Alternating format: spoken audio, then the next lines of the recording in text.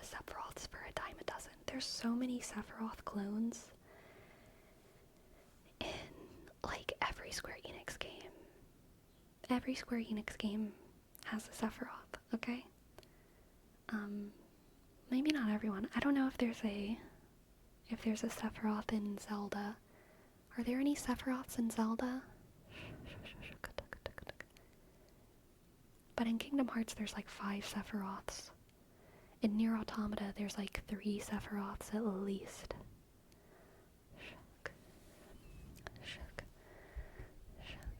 Yeah, Kingdom Hearts has like 5 Sephiroths who are all secretly the same person.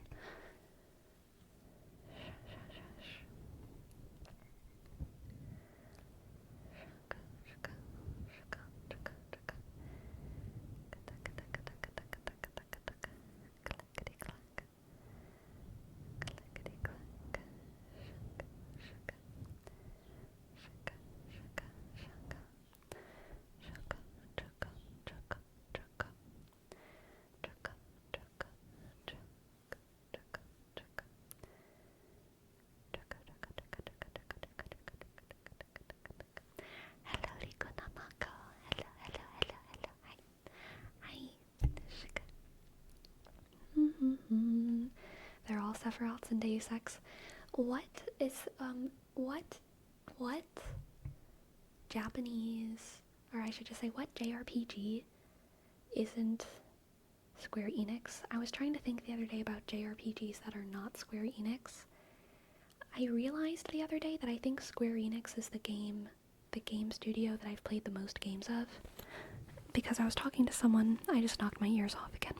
I was talking to someone who didn't know any Square Enix games, and I was like, yes, you do. And then I like listed games, and they were like, I don't know those games, and I like listed more games, and they like didn't know those games. And I was like, oh my god. And they were like a gamer, and I just realized that I for some reason have played like way too many Square Enix games, and I haven't played like other games. And I'm not doing it on purpose. I don't know what's wrong with me. I never played Chrono Trigger, I never played Pokemon, I never played the Tales, I never played Persona, I never played Xenoblade. I don't know what YS is. You know what? I own Tales of Berseria, but I never played it. But I do own it, so maybe I should give that one a shot. Fire Emblem, isn't Fire Emblem Square Enix? I think Fire Emblem is Square Enix. I have played Fire Emblem. Is Fire Emblem not Square Enix? Fire Emblem is Nintendo. Okay, I've played one JRPG that is not Square Enix, and it's Fire Emblem. Okay, that's good. That's good. I've played one. Yeah, Zelda's Nintendo? I thought Zelda was Square Enix. Okay, maybe I'm just like dumb. I'm probably, yeah, okay, I feel better now. I feel better now. She's doing it on purpose. No, I'm not.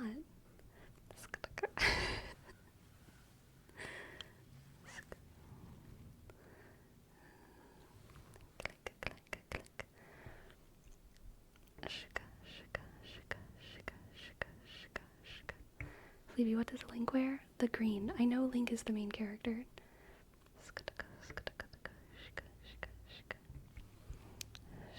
Does Square Enix make anything that's not RPGs? Good question. I don't know. The green one is Zelda. Zelda's the princess. What? Now y'all are pranking me. Okay? Zelda's the princess. And Link is the little boy.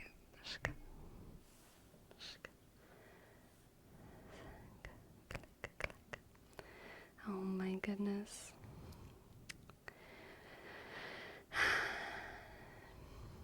I'm gonna ban all of you, okay? I'm banning currently. Goodbye, Soda Planta. You're out. You're out of here. I'm kidding. I'm not gonna do it. Don't worry.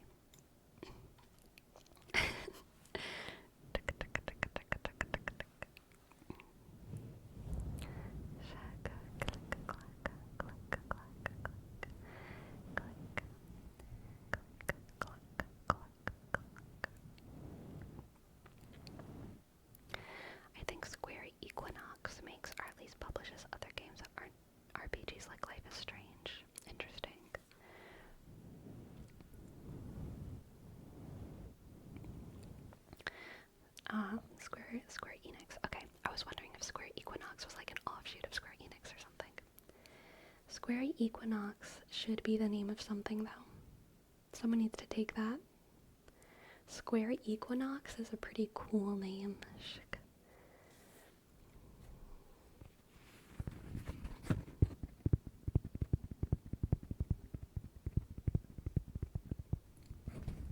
Square Enix is a publisher.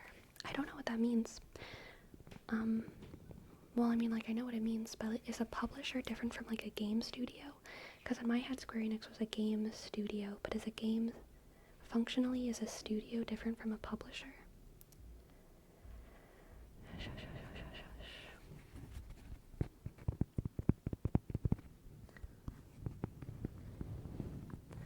Studios make it, publishers fund it? Okay.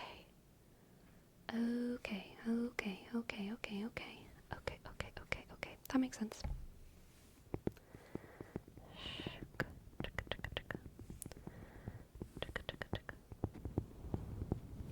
Publishers are like producers, is what I'm hearing. Producers in like theater and film.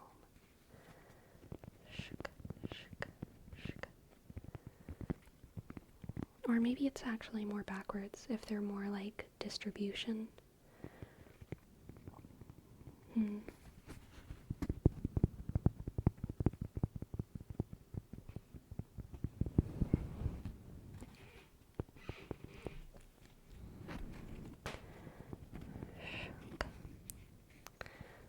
Welcome, Metal Snake Juice and Devouring Eye. Thank you for your clarifying comment, Devouring Eye.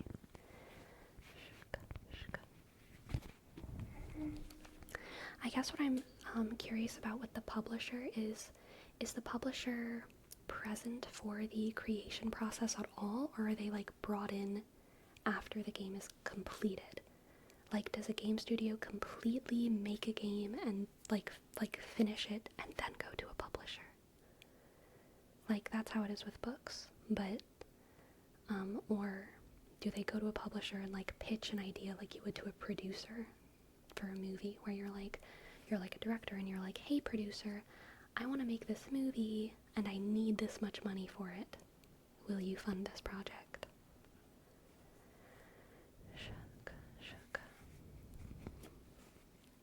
Both. Okay, both. Gotcha. Usually the latter for bigger games. That makes sense.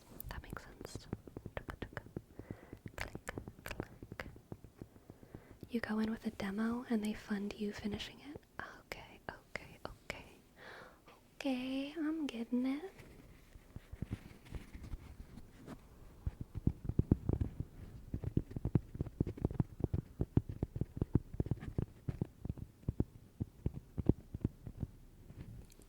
I'm glad you like the taps, Daddy Joel.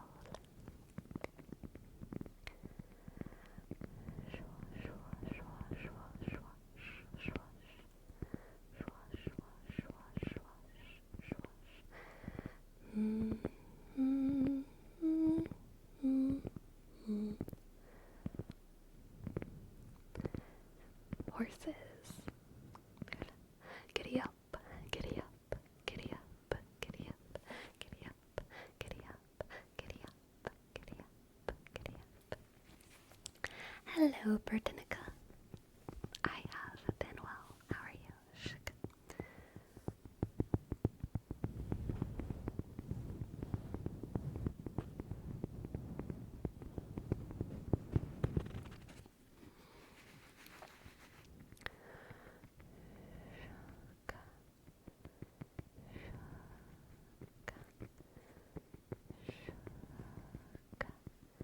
For bitter brush.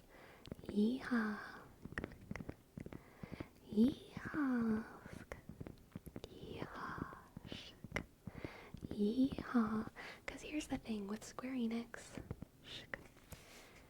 Even though they're apparently just a publisher and not a game studio, I feel like a lot of their games feel very similar to me, but maybe that's because the games that I'm thinking of happen to be specifically made by one game studio that is happening to get their stuff published by Square.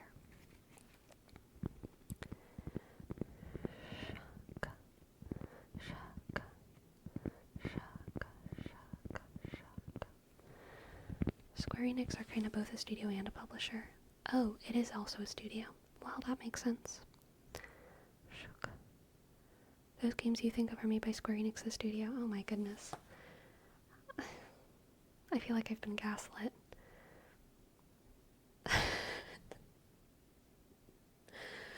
Oh my goodness. Okay. So they are a studio. They are a studio.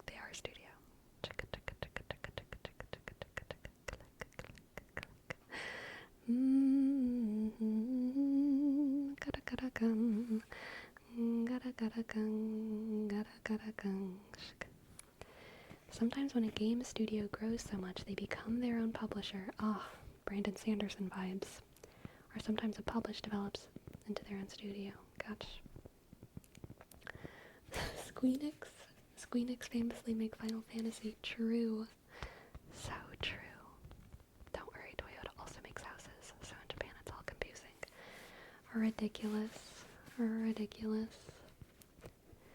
There's, you know what? You know whose channel I haven't looked at in so long?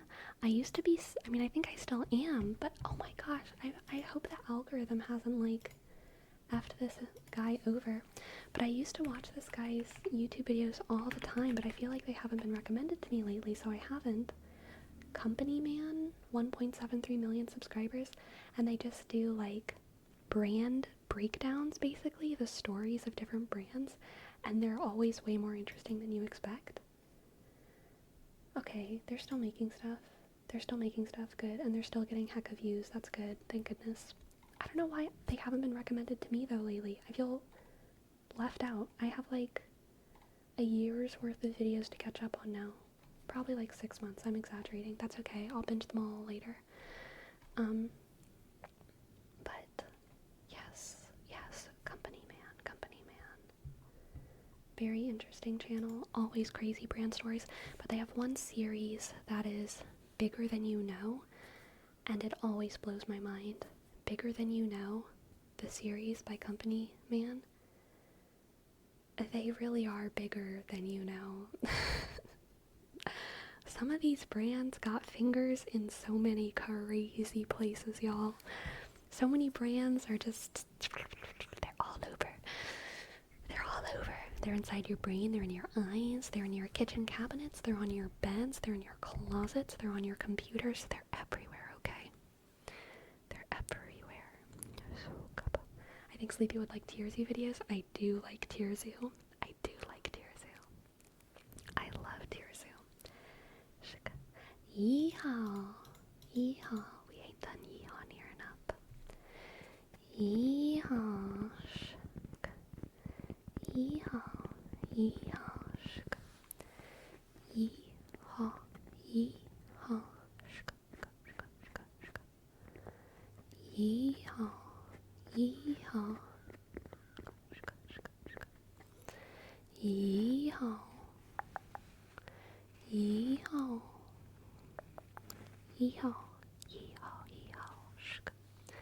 Alright, and for Ryan Crossing, here's your name trace. Y A sh N sk X C R sh O S I dot N G click. Ryan Crossing. Thank you. I think like 90% of the brand names that you find in grocery stores can be traced back to one of 4 parent companies. Yeah. And M. Kamara, yeah, that was definitely him, The Rise and Fall. He has one series that's like The Rise and Fall, and then he has another series that's The Rise and Fall and Rise Again, which is also pretty good.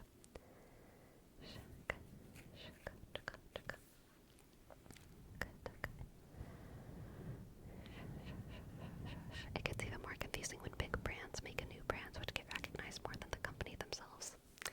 Yeah, it's crazy.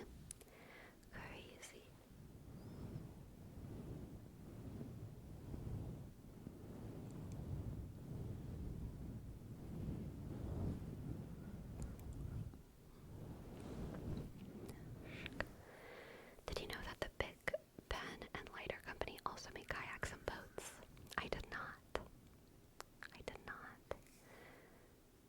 That's wild. Wild, wild, wild. Wild. 80% of eyewear brands are owned by Luxottica. Interesting. Interesting.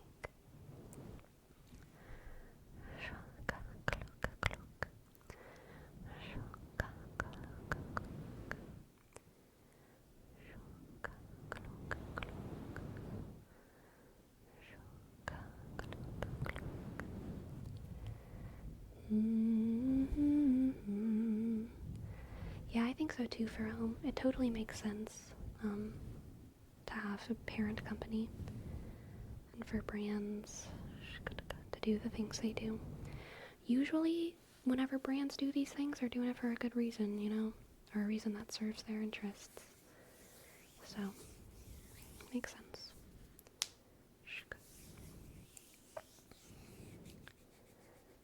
Click, clack, click, clack, click, clack, click, clack, click,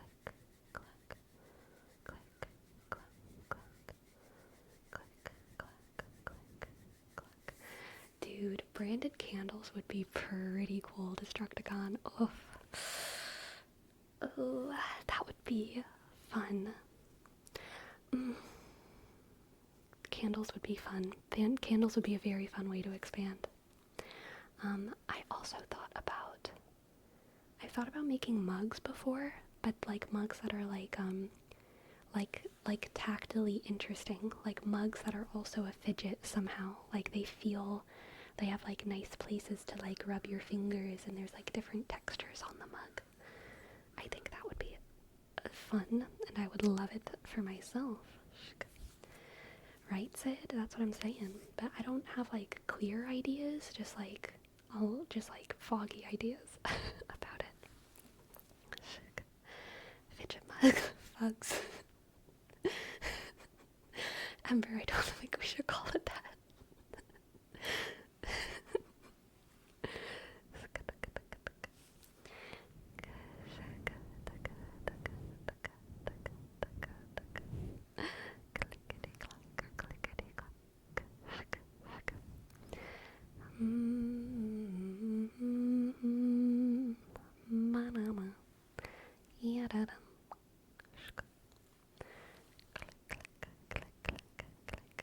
Let me take a sip from my coffee mug. Oh no.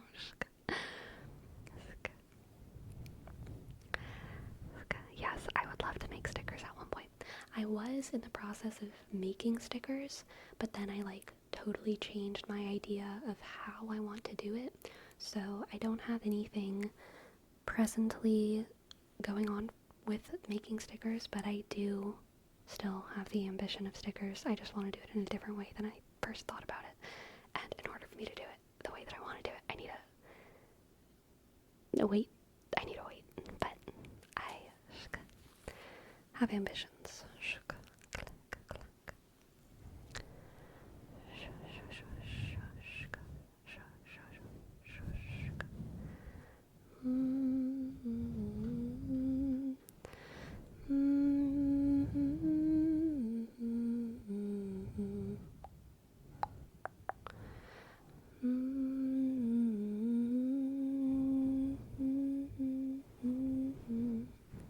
I think JD had a towel with his face at some point as merch. Oh, JD. Good.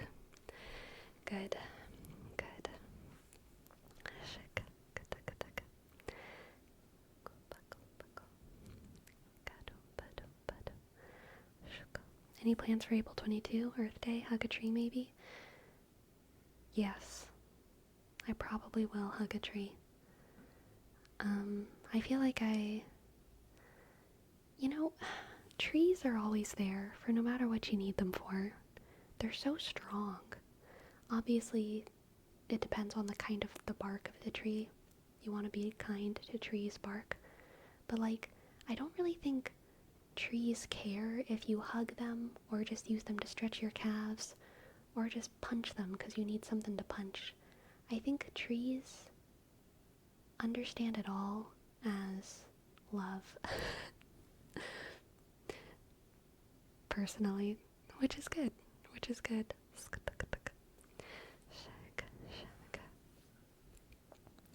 Exactly. Just don't cut them down. But that's part of what I'm saying. Like, they're so strong. They're so strong. Please do not stretch calves. It's cruel. What? What? Ah. Is stretching calves bad? Oh my goodness. Is this a TikTok? Is this TikTok information? Or is this real? I stretch my calves a lot. Oh, little cows. Little cows. Okay, okay, okay. That's funny. That is funny.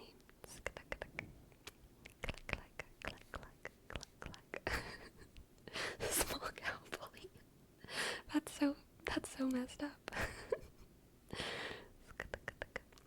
Vaquitas is so in other languages, is the word for your calf muscle and baby cows the same, or is that just a little like English glitch?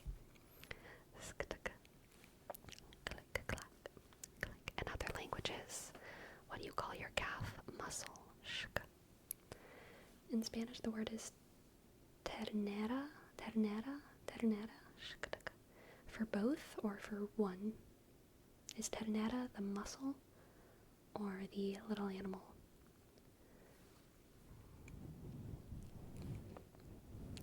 Hello, Prometheus. Hello, Prometheus.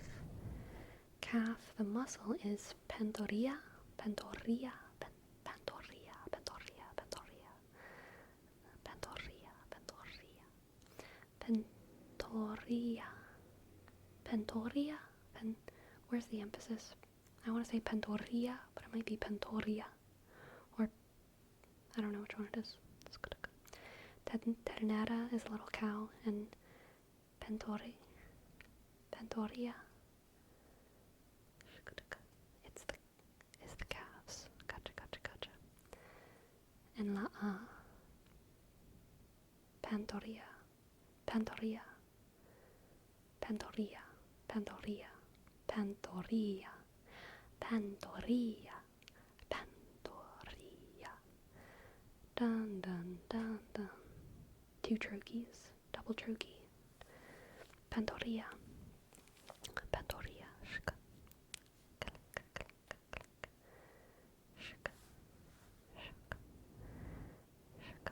Mole in French.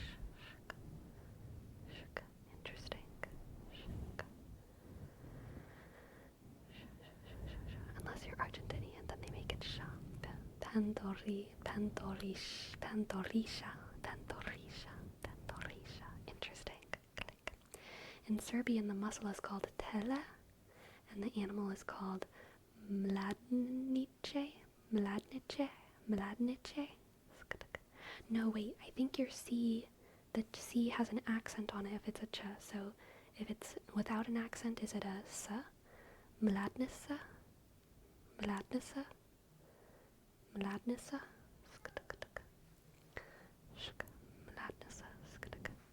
Oh, it's Mladnica? Mladnica? Mladnica? Mladnica? Serbian is so interesting. Mladnica?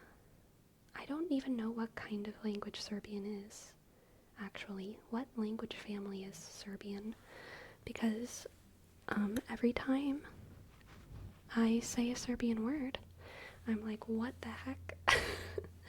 It's Slavic? Okay, that kind of tracks. I don't know. Any Slavic languages at all? I'm completely unfamiliar. I mean, I know what they are, but I don't know any words in Ukrainian or Russian. Niet. What other languages are Slavic? Ukrainian, Russian, Serbian. Czech? Is Czech a language? Do they have their own language? Czech. Croatian? That feels right. Bulgarian? Risa, hello, welcome in, raiders. Thank you so much for your raid, Risa. Hello. Welcome in. My name is Sleepy. and I make ASMR on Twitch and on YouTube. We are talking about the word calf in other languages. It seems like calf is unique in English in that it's the same word that we use to both refer to the muscle in our leg and also to baby cows, to little tiny cows. So, in your language, how do you say the muscle and how do you say the little baby animal? How do you say calf? How do you say calf? Serbian and Croatian are basically the same language. They're mutually intelligible. If you were to get a translation dictionary, it'd typically be called Serbo-Croatian. Interesting. OMG, this combo is so niche. It really is, Risa. It really is. Welcome in. Thank you so much for your raid. I hope that you had a good stream. Feel free to stick around or feel free to get out of here, grab a snack, take a nap, take care of yourself.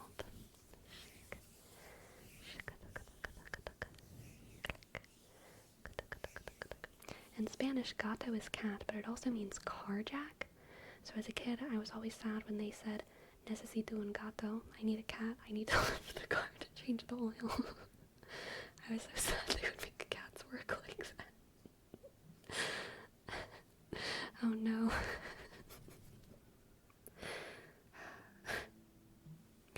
That's pretty funny. I'm sorry that you went through that emotional turmoil, Destructicon. Poor cats working on cars. Yeah, really.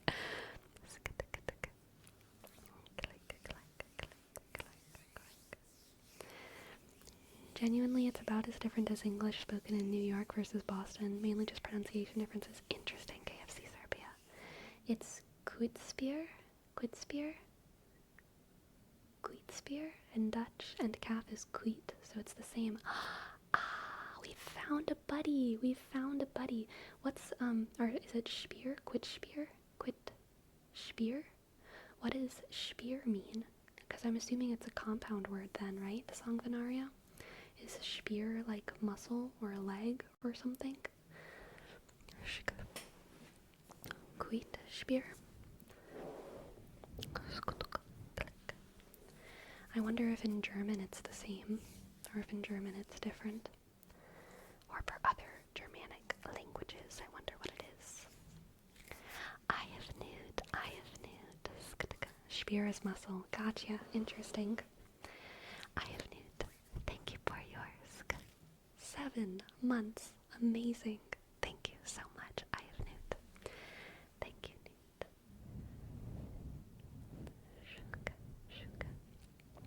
E click Y sk E O shk F N E W T shk underscore. Thank you, I have nude. Sk. We use ternear from ternero to suck out a liquid from somewhere with a hose. What? Okay, wait. Terner is the, or ternero was the muscle, right? Oh wait, no, that was the baby cow, so ternear, to suck out a liquid from somewhere with a hose, like suckling, like baby cows. Gotcha. Interesting. Like siphon? Yeah, okay. Interesting. Or suck vacuum. Interesting. We have things like that too, like the word suck. We have the word suckling. A suckling is like a baby mammal of any type that is verb suckling. We will also use it as a noun, like, oh, that is a suckling.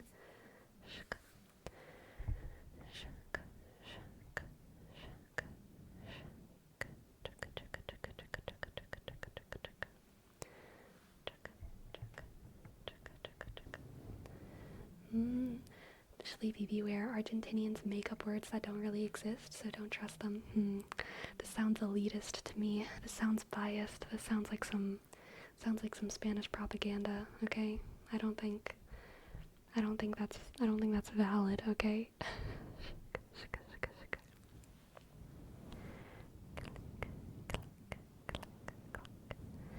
Sleepy, in Mexico we buy milk from bags. Do you think that's weird?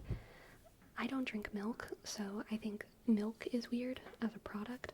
But whenever I was in elementary school, we had bag milk. So I don't think bag liquid is weird.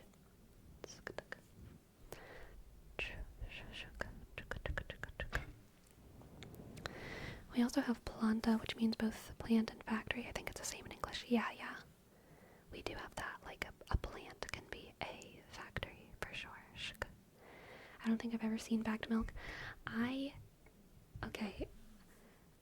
My elementary school, I've talked about this a couple times, but like, my elementary school had a reputation in the district for having horrible food, and it did have horrible food. I think around the time I was in second grade, though, we transitioned to cartoned milk, which was still bad, but like, it was a step up from the bagged milk. But whenever I was in kindergarten and first grade, we did have like, it was like, they were like pouches about this big, and whenever you walked into the cafeteria, you would like get your bag of milk, and water cost money at my school, but the school provided milk for free, which is so weird and like messed up kind of for so many reasons. So all of us were milk drinkers. Now there were water fountains, so like throughout the day at recess, I think even in the cafeteria there might have been a water fountain. You could get water, but they didn't give you cups, so you couldn't like get a cup of water if you wanted. And bottled water cost money, so the normal cafeteria food was milk. You had to get milk. And your two choices, my school was owned by Big Milk, it's true.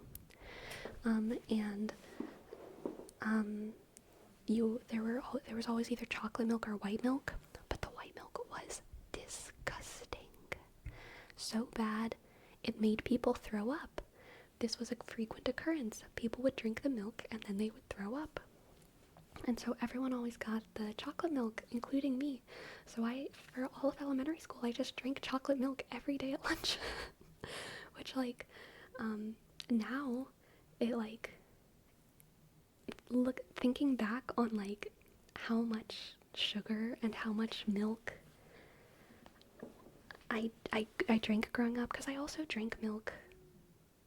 I was like my family was like milk at every meal. I grew up in freaking milk country, okay? So, I drank so much milk growing up. It freaks me out to think about. Hello, Mini Babu. Welcome to the chat. I hope you're doing well. First time catching your stream. I love your ASMR. Thanks for the good sleep and relaxation. You're very, very welcome. The dairy industry is truly, truly something. The white milk wasn't inspired by any chance. I don't know. What was so bad about it? I mean, I was too young to remember the details, but I remember it tasting like sour, but I didn't try it more than once. Like, I tried the white milk once, and I was like, nope. Chocolate milk ever since then. Never broke a bone, though. That's true. I have never broken a bone. I think I gave myself lactose intolerance by drinking so much milk as a kid. Yeah, I probably am intolerant to lactose now because I've been vegan for so long. But, I also have never broken a bone. And I've come close, clearly, so,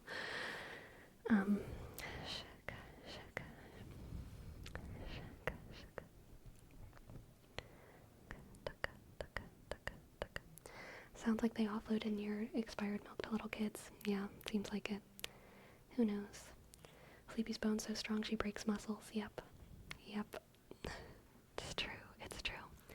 It really is yeah, I need more. Maybe I just need if I eat more protein, will I heal faster? Like, not from working out, but from like a tendon ripping. If I just eat more protein, will it help? If I will creatine help my muscle? Will collagen help my muscle? Vegan collagen producers? Maybe.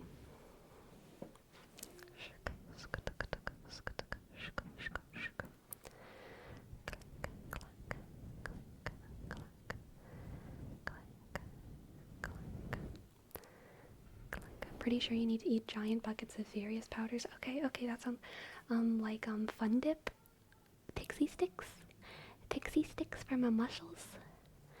This'll Pixie. Sorry, Pixie.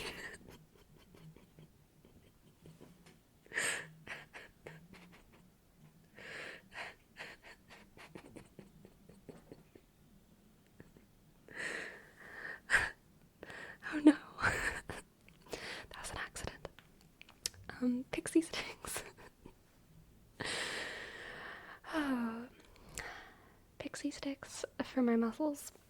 Anyway, we're going to do a reading for 6 now, okay?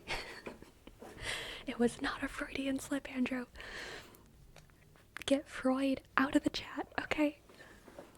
Freud is not allowed. Freud is not allowed here, okay?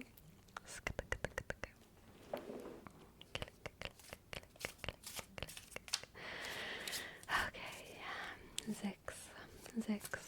Zix. What do the cards have for Zix? Thank you so much for your tip, Zix. Oh, hello, cat.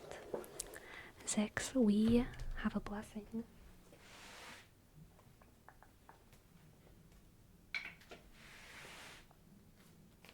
A perhaps kind of blessing. I have a feeling if I put my cat tree here, my cat will quickly jump on it. But we will see, She's walking around. Alright. What do the cards have for Zix? What do the cards have for Zix? What do the cards have for Zix?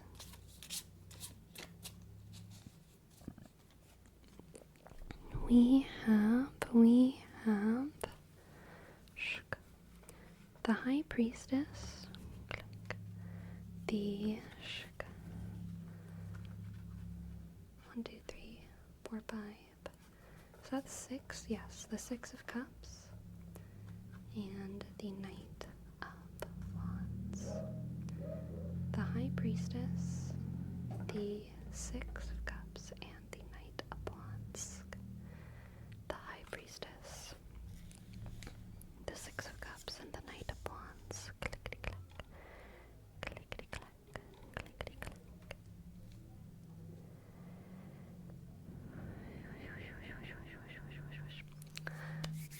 6, you need to go do something that you used to love doing in your childhood. I don't know what it is. I don't know if you need to go roller skating. I don't know if you need to go to the park. I don't know if you need to go to the movie theater, or if you need to go on a picnic with your friends, or exactly what it is. Eat a pixie stick. I don't know what it is. But I think you are being intuitively called to kind of relive some childhood joy. Some easy childhood joy. And follow your instincts on what that is, you know? Follow your instincts. The High Priestess is all about instincts and intuition and dreams, kind of. So if you get an inkling, a little feeling in your chest, in your head, in your mind, if you have a dream about some kind of fun childhood adventure that you had when you were a child, then you should go and celebrate that by giving yourself the opportunity to relive it as best you can as an adult, you know? Go do something that makes you feel young and free and happy. And do it for you. Do it for you. Do it because it's gonna make you happy. Yeah, buy some Pokemon cards. Exactly. Exactly, exactly, exactly, exactly. Do something just for you that is fun and full of childhood nostalgia. Nostalgia is really the what the treat is here. Treat yourself to a nostalgic experience, Zix. Treat yourself to a nostalgic experience.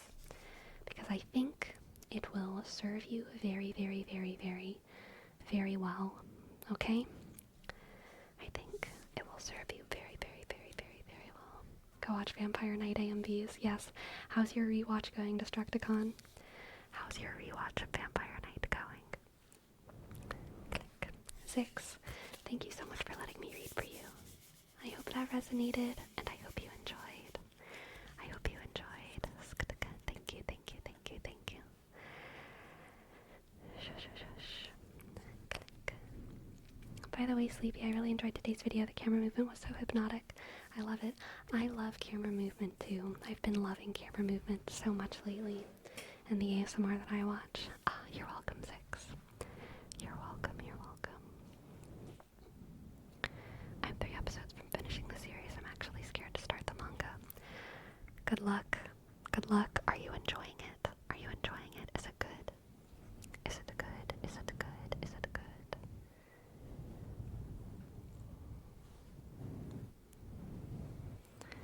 Shook, shook, shook.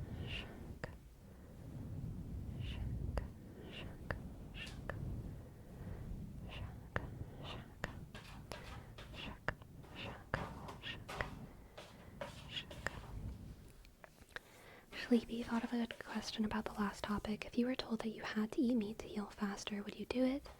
Or just wait for it to heal even if it takes considerably longer?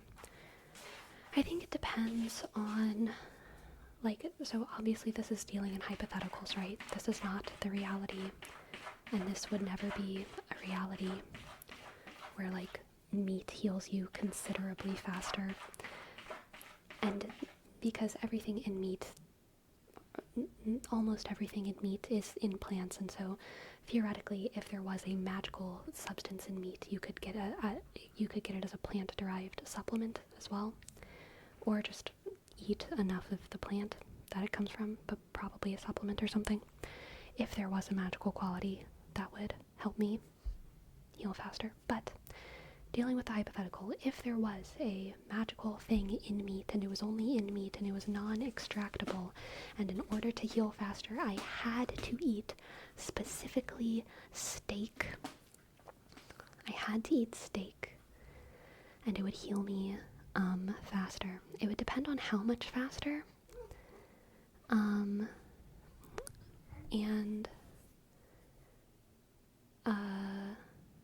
yeah, it would depend on how much faster. I do hate this, and I think that eating one steak a day for 2 days is not that bad. It's kind of like just going vegan 2 days later. I would not like it. I would not enjoy that. Now, if I had to eat a steak a day for a month, I don't think I could emotionally do that. I think that would make me too sad, and I would not do it. Even a week would probably be pretty rough. Shuka, shuka. Yeah. Gomer, welcome to the chat. Thank you so much for your bits. Thank you, thank you, thank you. So you would treat it like medicine? Yeah, exactly. And already one of my principles is that if I need to take a medication that isn't vegan, and if I need if I need it, and only I can determine what need means, but yeah, if I determine that I need to take a medication for medical purposes that's not vegan, then I would probably take it. And I would probably still consider myself vegan, because just because I'm taking a medication that's not vegan doesn't mean that I would start doing other things that are not vegan, you know. So yeah. Oh no, you wouldn't like Texas much. I have nude. I have been vegan for 10 years and most of 11 years, and most of those years were in Louisiana. So Texas is much better than Louisiana, believe it or not, for vegan food. Okay, y'all got Austin, and even in Fort Worth, there's a couple vegan spots that I've been to, and yeah, it's not too bad.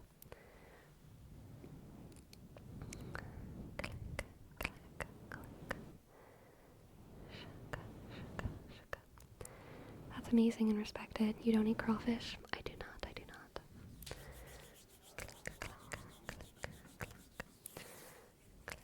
Did you actually like meat before you went vegan? I did. I did. I liked meat and fish. Crawfish and shrimp I wasn't the biggest fan of, but I still ate them sometimes. I would eat like a shrimp fettuccine pasta, and every now and then I went to like crawfish boils and stuff, but I wasn't super into shrimp and crawfish. But yeah, I really liked meat, like definitely like meat every meal kind of family. Milk and meat. I grew up on milk and meat and bread, okay? Milk, meat, bread, and raisins. Lobster and scallops. I don't know if I've ever had lobster, but I have had crabs. Like I've had blue crab and I think other crabs. But maybe I've had lobster and I just don't know. I just don't know.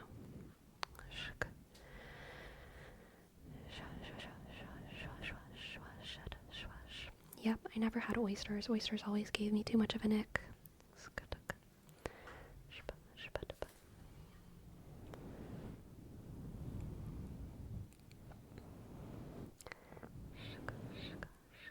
Alright, for small croc we have Snow Papa. Thank you for your tip. Thank you. Thank you for your tip. I'd love to give you a tarot reading.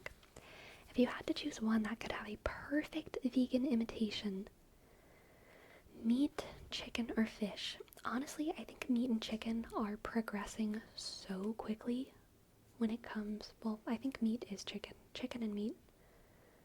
Maybe you mean like, I don't know what you mean. But I think meat is, and fish is arguably meat too, but I feel like it's different in like a cuisine. Cuisine is different from biology. But I feel like chicken and steak and pork are progressing so quickly. I'm not personally too worried about making perfect imitations, because I think the imitations that we have, even though they're not accessible to everyone, I think they will be in the foreseeable future, and I think that they're pretty good. I really miss more unique things. Like I miss sushi. Like I miss kind of raw fish. Really, really good raw fish. And also eggs. More than cooked fish or meat. And I've been vegan for long enough that even though I grew up on meat and I really liked meat, and I can recognize when like meat dishes like smell appetizing, I'm not appetized by them. And I know that that might sound like hard to comprehend for people who don't get it, but like my microbiome has changed. And so even when like meat smells good, I don't want to eat it. It's like smelling other things that smell good that you don't want to eat. Like it doesn't make my mouth water. I can just recognize like, oh yeah, that's probably a meat dish that tastes good. But like my mouth never waters for meat. I don't salivate for meat. When I look at meat on other people's plates, it usually looks way less appetizing than whatever I have on my plate. And that's because I have been vegan for so long. And the things that taste good to me have, like, changed. And I get a lot of pleasure out of the food that I eat. And I can't imagine getting that much pleasure out of meat or even meat substitutes.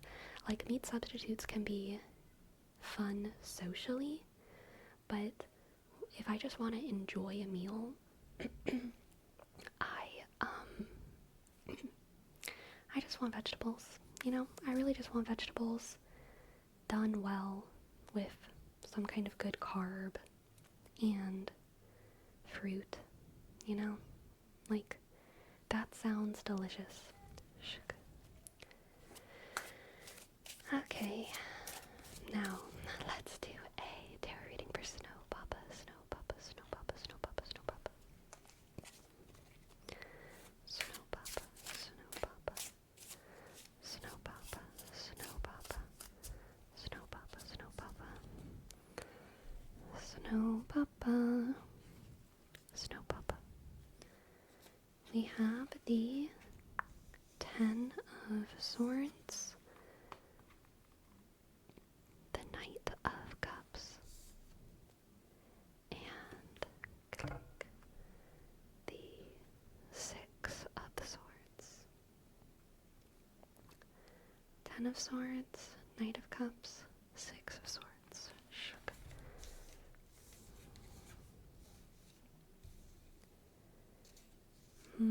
Snow Papa.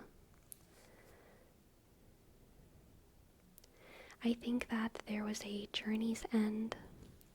I think that there was a probably pretty hard journey's end that you either just went through, or I need to clear my throat, just a sec.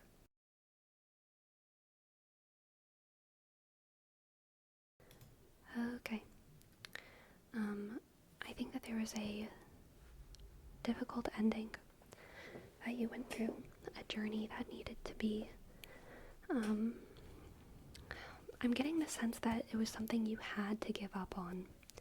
I feel like you had to give up on something, like you realized that something was over and it needed to end. And it was probably hard, but you did it. Or you're doing it. But as a result of that, Snow Papa, you are going to find so much freedom. So much freedom. You're going to be free to follow your heart again. You're going to be free to follow your heart again.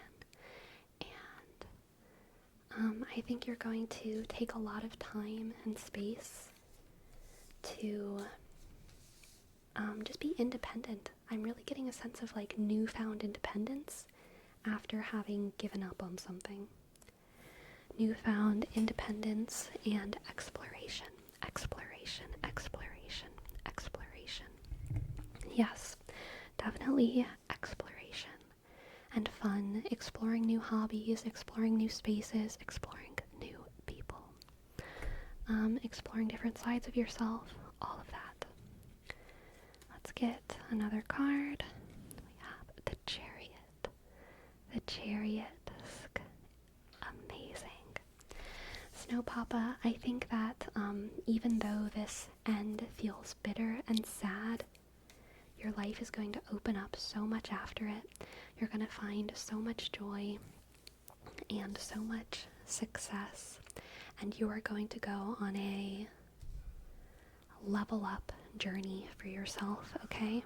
You're going to be leveling up. You're going to be leveling up, improving yourself, improving your life, improving your perspective, and really just celebrating your freedom. I get the sense that like nothing is going to be holding you back.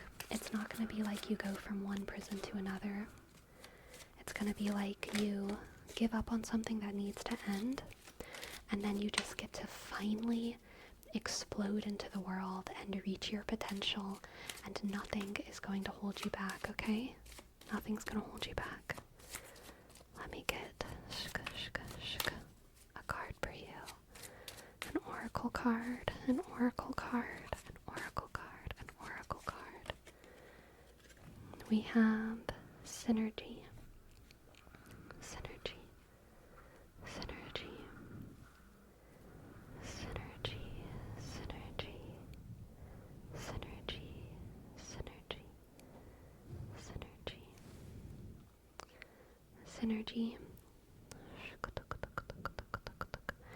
I think that your internal synergy, the way that your chakras synergize with your other chakras, the way that your brain synergizes with your body, has been too long stilted and interrupted by something, by something that's holding you back, by something that is stubbornly clinging on in your life, and it needs to end. I don't know what that is. I don't know if it's a stale job or degree program or hobby or a friendship or a relationship or what it is, but I think something is just like it's messing with your vibe. It's messing with your vibe, Snow Papa. And whenever you get out of that situation, you are going to come into alignment. And it'll probably be rough for a hot second. It'll probably not feel good at first, but it'll start feeling good so quickly. And I think that you'll be surprised at how quickly you can recover from the loss of a bad thing, okay? Loss hurts, but the loss of a bad thing starts to feel better pretty quickly. And you're gonna get through this, Snow Papa. Thank you for letting me read for you. I hope that you enjoyed. I hope that it resonated. Aw, be more. I'm glad that you are able to chill out a little bit here. Welcome in. And yes, good luck.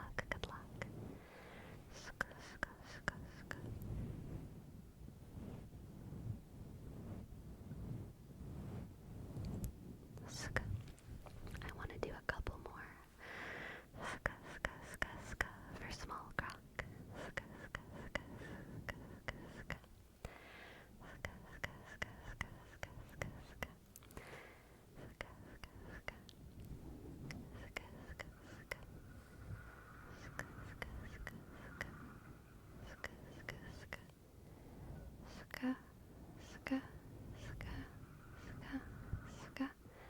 How are you so nice? I'm just faking it. All y'all are nerds. All y'all are nerds and geeks. All y'all are nerds and geeks and uncool, okay?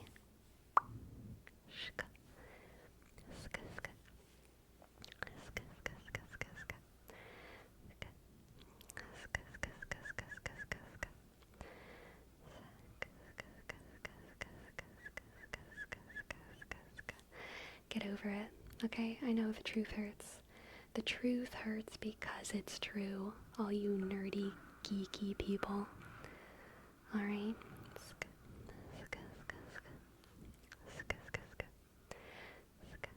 Alright, be more. Here's your name trace. Click. B, I, M,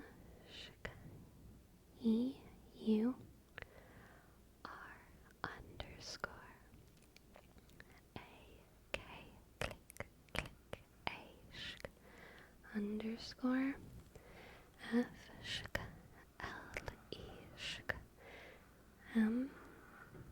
M, E, U, R, click. Be more. Your ASMR is crazy good, sleepy. For real, I listen to you every day. I'm so flattered, Be more. I'm so flattered.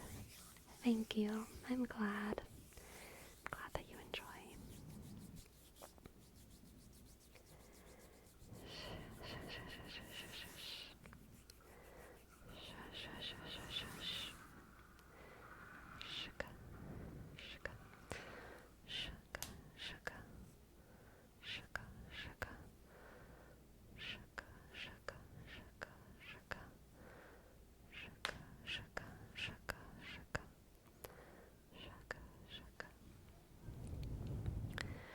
Relax and stuff.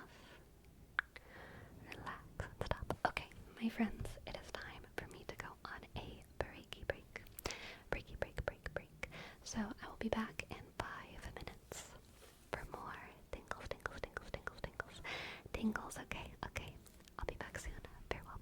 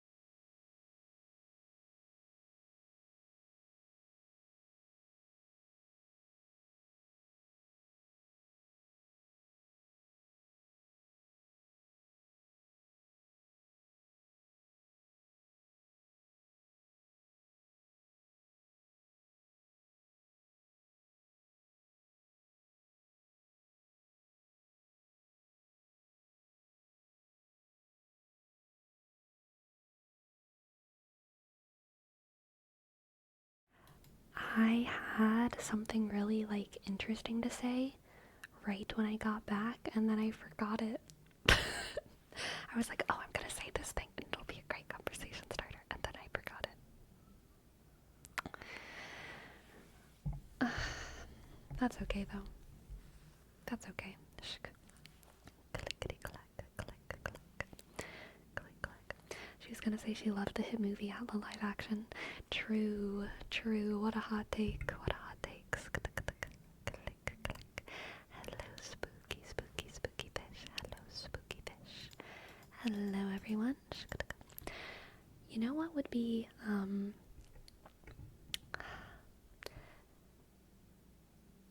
I wish I could make a new apple breed.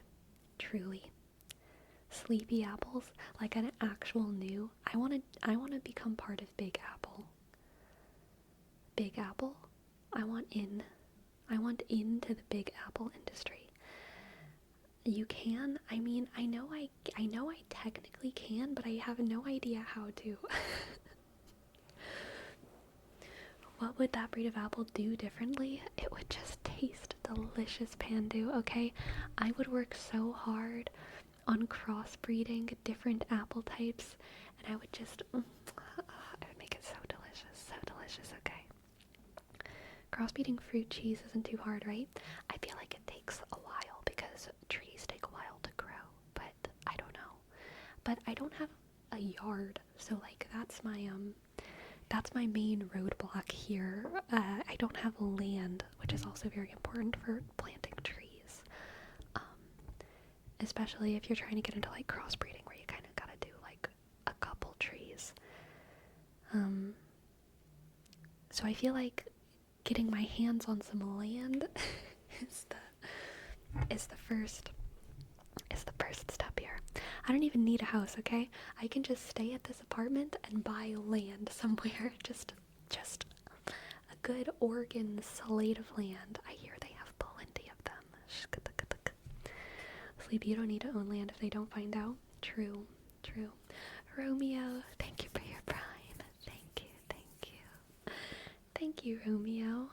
R, click, O, M, E, O, 1, 0, 1, 4, 0.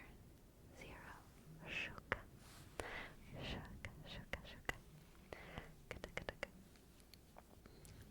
Go planting apple trees in the mountains. What a dream. What a dream that would be.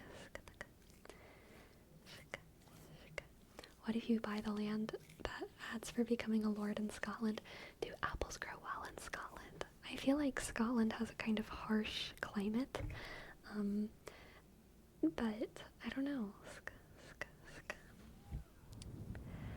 Chat and Sleepy, this is off topic, so I apologize, but I want to share my newest avatar that I put out for pre-order. Has almost 12 pre-orders so far. Oh my goodness, Loser Mars, that's so cool. Loser Mars, if I am ever making VR chat, VR content, I'm telling you now, I am going to look at your avatars, and if I like your style, I will absolutely, if commissions are open, I would commission an avatar from you. But I don't know if I'm ever gonna make that kind of content. But if I did, you know, I go for the community people first. Community people first.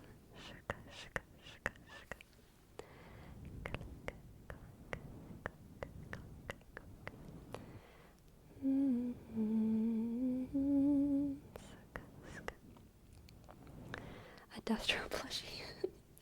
I think it would be pretty funny to do plushies of all my mods. Oh god, that's so weird. I'll try again for y'all. Sleepy Apples merch when. See, it's a sweet idea. It's reasonable, Ferome. It's very reasonable. But I want to have an orchard. I want it to be unreasonable, okay? I want I want trees that grow fruit. I want I want people to be able to get my apples at their local grocery store for $1 a pound. All right? That's what I want. That's what I want. But a actual object that's an apple, I don't know. I think about it. I think about it. Crazy lumbar pillow. Ah, that'd be pretty cute. That'd be pretty cute. That'd be pretty cute. She is the sweetest, most adorable little cat in the world. Shuka, shuka, shuka, shuka. Shuka, shuka, shuka, shuka, shuka, shuka. Shuka, shuka, shuka, shuka, shuka. Click, click. Click, click.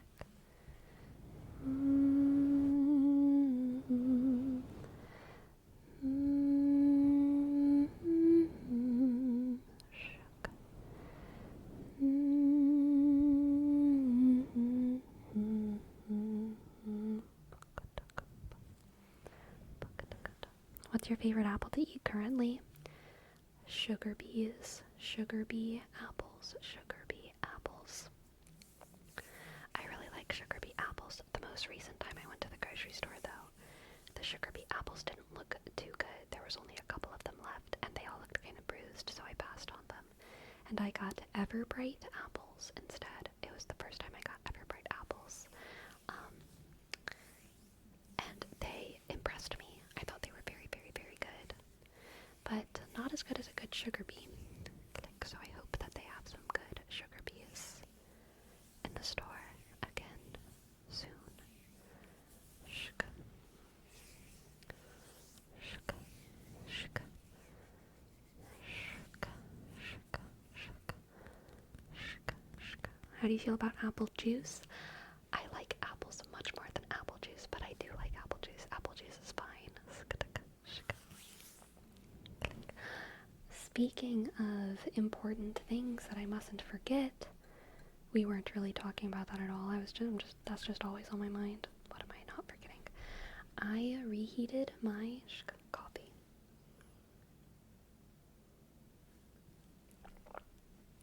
And we must remember to drink it, my friends, before it gets cold, okay? We must remember to drink it before it gets cold. We must.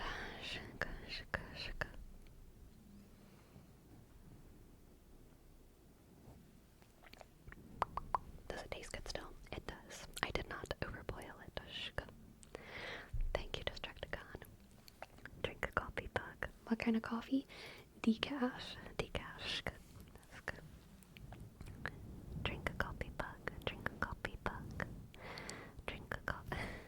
It sounds like I'm saying drink coffee fuck. Like live, laugh, love. Which is not good. It's not a good slogan.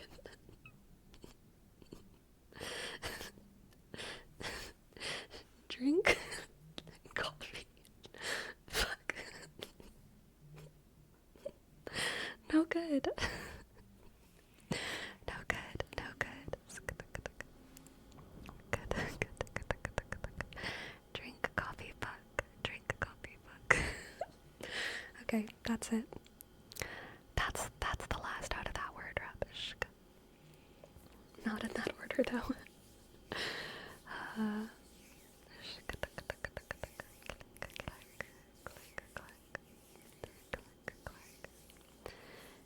Here we go. Thank you, Destructicon. Drink coffee mug. Drink coffee mug. Drink coffee mug. Drink coffee mug. Alright, Dominix. Here's your name trace. D M N X underscore N H click. Thank you. Drink a coffee mug. Drink a coffee mug. Brown, white, or rose pink? For what? Instinctively I go for white, but I don't know what you're talking about. Shook. Click, click.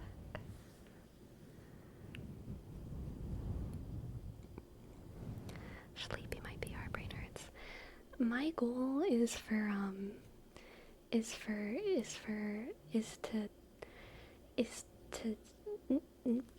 just always not fit in to my own brand. You know what I mean? If I ever feel too much like I have a brand, I need to say drink coffee fuck. You know what I mean? I always just need to ruin it a little bit. Truly. Like I'm being facetious, but I'm also being real and honest. Um like you know what I mean? I don't like getting trapped. I don't like getting trapped.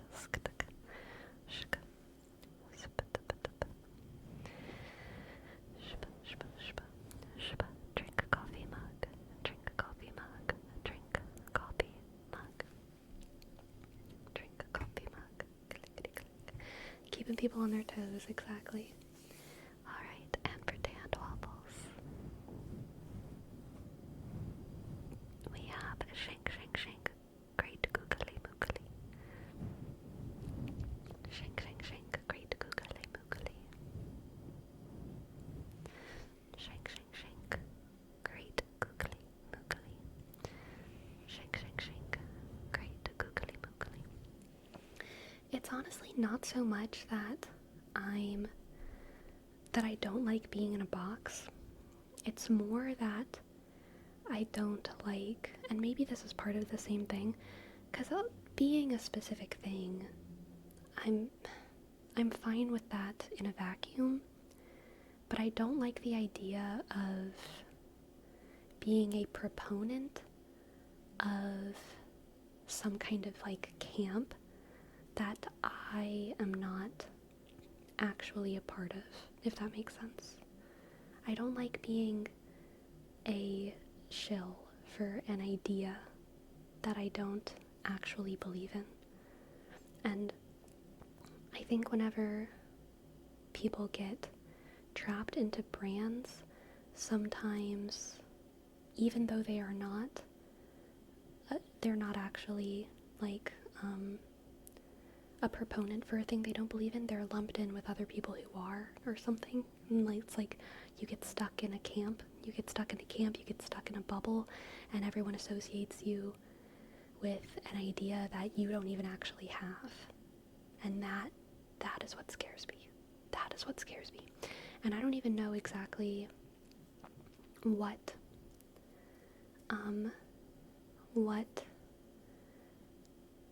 because I'm sure it'll happen eventually if I stay on the internet. I'm sure eventually someone will think that I'm a proponent for something that I'm not a proponent for by association, and that would suck. And I don't even know what it would be, because there's plenty of options of things that I'm associated with. Kind of aesthetics that I associate myself with that could eventually make someone have false ideas about who I am. But it is something that, like, makes me nervous, you know what I mean? I'm sure it'll happen, but not looking forward to it. Not looking forward to it.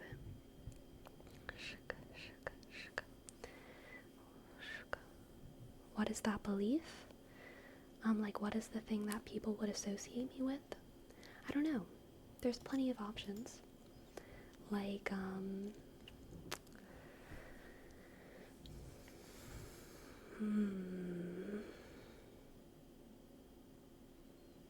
because I wear ears on my stream, someone could, I mean, like, being a furry I don't think is something bad, but, like, let's say that, like, what if the furries became bad and evil? Then people might say, like, oh, Sleepy is a furry, and therefore Sleepy is bad and evil just because I wear ears. You know what I mean? And, like, that would suck. Or if the Catholic Church did, the Catholic Church has done plenty of bad things, but if, people thought that because I was Catholic, I intrinsically supported individual bad Catholic actors within the church, that would suck. Or a lot of the YouTubers that I like and that I talk about are problematic in their own ways. And I still like them. I still like them and I still watch them. But if anyone ever was under the impression that, like, because I like X, Y, or Z streamer or YouTuber, that means I, am in their camp or in their bubble, that would suck. Yeah.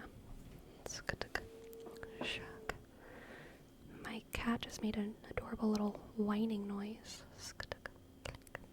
Shank, shank, shank. Great googly moogly. I promise ears aren't exclusive to furries. I know that, but some people don't. I know that. I know there's many cat girls and goat girls and bunny girls and dragon girls who are not furries, and what I would give to have the charisma of a true cat girl, okay?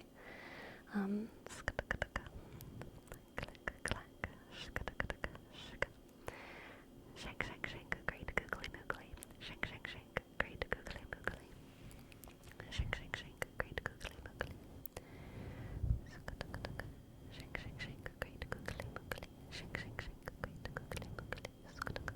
Hello, Coast West. People are quick to assume sometimes. Yeah, it's true.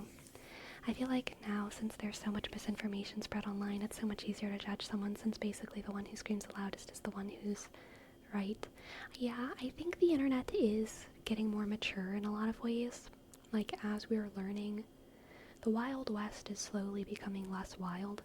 It is still wild out here, but I do think we're maturing and growing and becoming a little bit more discerning with the information that we see online collectively, which is good.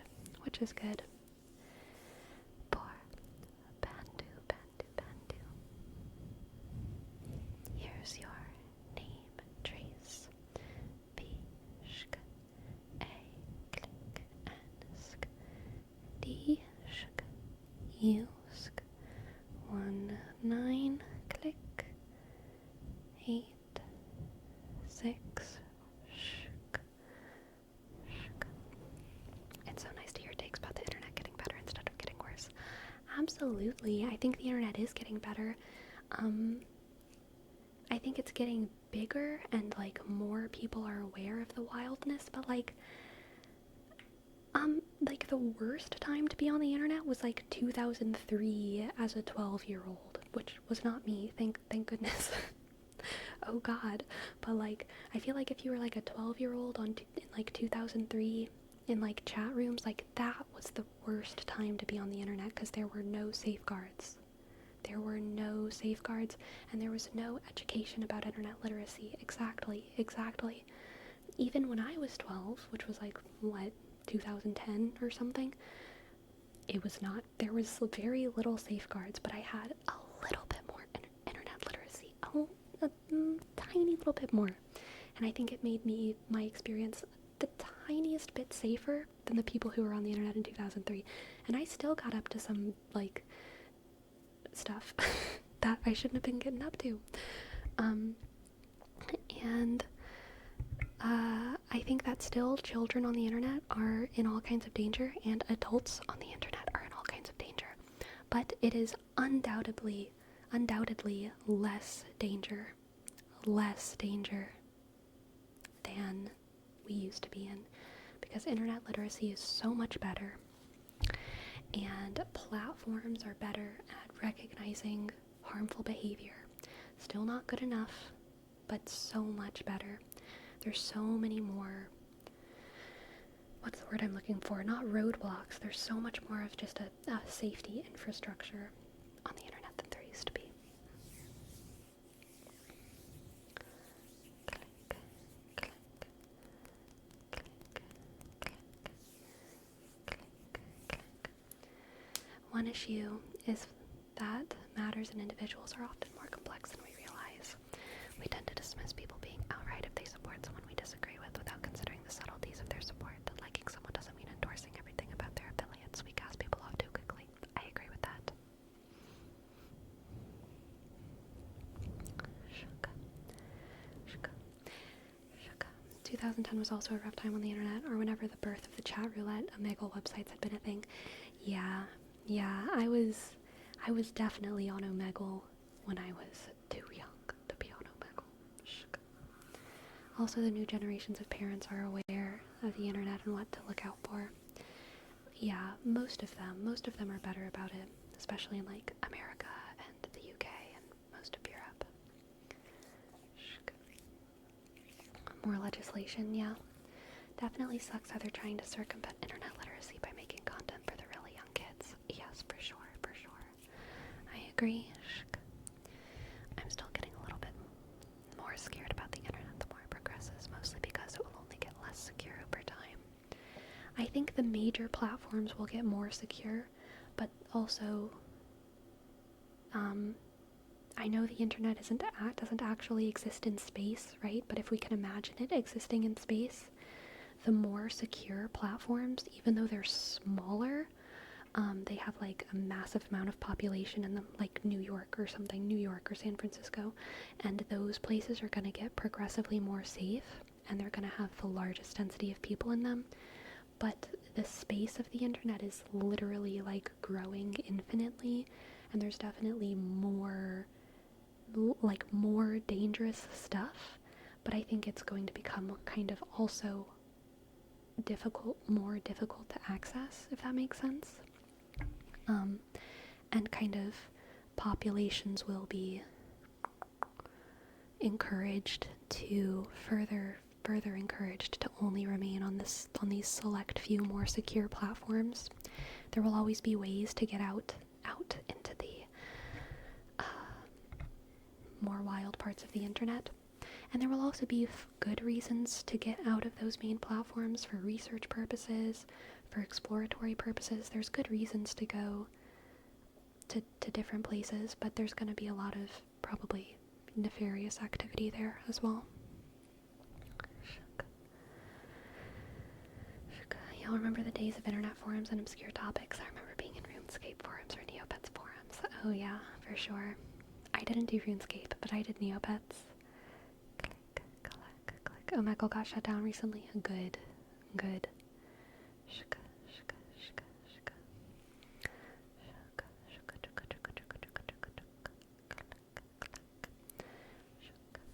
J Detective, here's your name trace. J, click, D, shk, E, T, shk, E, C, T, click, I, dot, B, E, shk, J Detective, J Detective, J Detective, and J.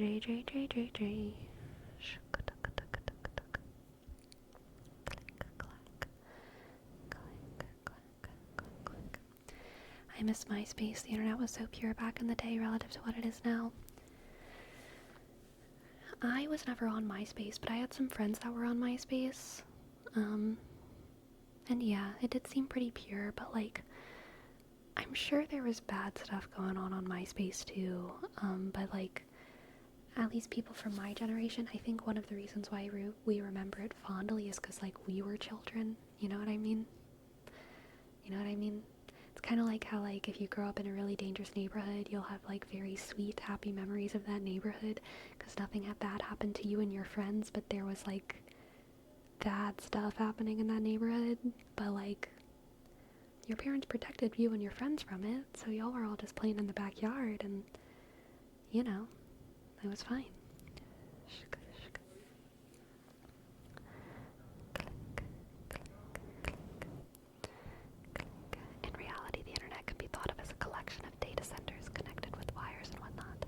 So you could think of the space of the internet as scaling with the development of computer storage technology. That being said, though, the amount of data you can store in the same amount of space is definitely growing exponentially. It's described using Moore's law. Interesting. See, I don't know who Moore is, but I feel like he has a very good name for whatever his law is. More. More. Ah, yes, Moore's law. Moore's law of moreness. More and more.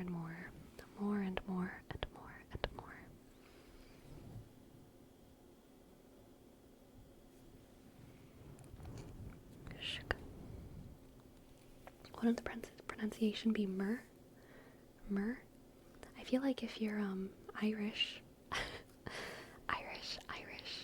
Irish people do a lot of ors as like poor. They'll say the purr, which I love. I love it when Irish people talk about poor people. I love it when Irish people talk about poor people because they call them the purr. Oh, the purr. Oh, the plight of the purr. It just sounds so cute, doesn't it? The plight of the purr. The plight of the purr. The plight of the purr. Give alms for the purr. Click, click. Click. I genuinely did not realize that myself until just now. Nice. Moore's law is the observation that the number... Ooh. I need to engage my brain. The number of transitors on an integrated circuit will double every 2 years with minimal rise in cost. Intel co-founder Gordon Moore predicted a doubling of transitors every year for the next 10 years. Transistor, not transistor. Gotcha. Transistors. I don't know what a transistor is, but I'm sure it's important. And click. I think I understand the premise of the idea, so that's good. Thank you for your bits, Gomer. Thank you. I found 4chan back in '02. I've seen some things, I'm sure. The internet is the Wild West, and you can't please everyone, and it will always piss someone off, no matter what you do. None of it matters, just do you. The people who care don't matter, and the people that matter don't care. So true, Gomer. So true. So true, so based. So true, so based. How many accents can you do? I'm not counting. Not that many, though. And most of them not well. Click, click.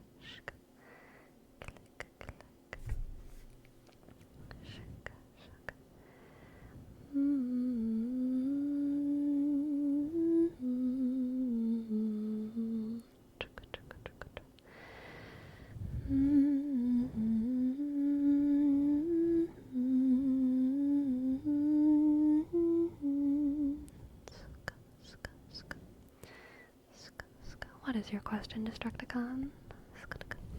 It's an electrical component that stores either a high or a low signal. When people describe data as being ones and O's, they're referring to sequences of high and low signals stored on transistors. Ah, interesting. An electrical component. So it's an object. It's like a physical object that looks like something and feels like something. It's an electrical part. Is that right? Interesting. How the heck did you get your motherboard screwed in when you built it? I can't fit my hand and screwdrivers with the freaking CPU heatsink. It was really hard. It was really hard. But I did do it. How the heck did you get your motherboard screwed in? I did need to ask for help eventually, but it's okay. It all worked out in the end.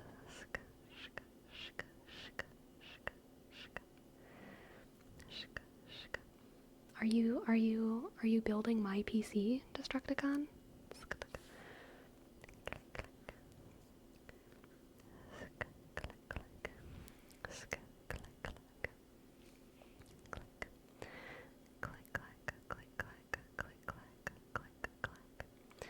Not exactly, but a similar one. Nice.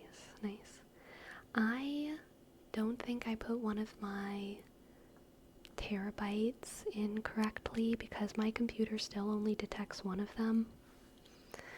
And I haven't even really tried to deal with it yet because I don't need it yet. I don't need that other terabyte, but like, I never fixed it. I just know that when I open my files, there's only one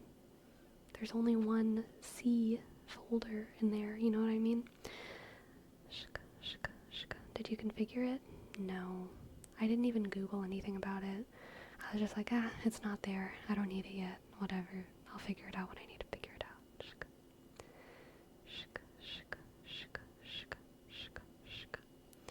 One day you'll need it and you'll be mad at current sleepy. No, I won't. I think I'll probably give myself grace. Use device manager to initialize the drive. Y'all want to walk me through this? Okay, device manager. Now where? Device manager. Disk manager? Is that in device manager? Disk drives? Oh, it is there. What do? There are two things in there. I can update, disable, uninstall, scan for hardware changes, update. So one of them, yeah, my PC recognizes it, but it isn't using it. So the first one, the one that it recognizes, whenever I right-click it, the options are update, disable, uninstall, scan for hardware changes, properties. The second one, when I right-click it, it just says update driver, uninstall device, scan for hardware changes, properties. So there isn't an option on the second one to disable it, which makes me feel like I need to enable it, but that is not an option.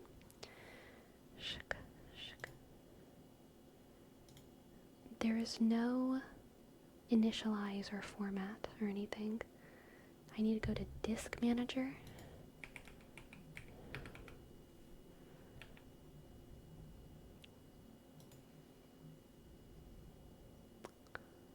I see it. You must initialize a disk before a logical disk manager can assess it. Use the following partition styles for the selected disks. Do I want GPT? GUID partition table? GUID? Yes? GPT? Okay.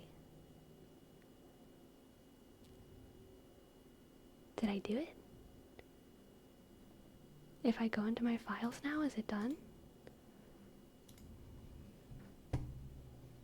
This PC. Oh, I still don't see it in my files. I still don't see it. I still don't see it when I go to like this PC. There's still only one local disk.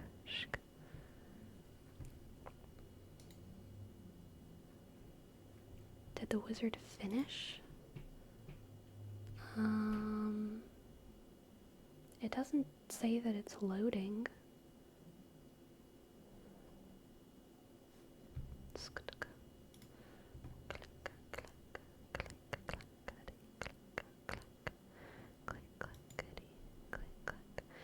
Oh, okay, we have instructions from Destructicon. Let's see. Okay. I need to shrink this window so I can see everything that I need to see at once. Okay, when Disk Manager opens, a pop-up will appear and prompt you to initialize the SSD. Select GUID. Okay. Right-click in the area that says Unallocated. And select New Simple Volume. Click Next. Leave the specified volume. Size as maximum and click Next. In the Format Partition screen, decide on a volume label. Next. Choose whether you want to format this volume, and if so, what settings you want to use. File system, NTFS. Next. If I do this, is it gonna brick my computer? I don't think it will. I think I'll be fine, right? If I click next. Okay, I'm gonna click next. And I'm gonna hit finish. Did I do it?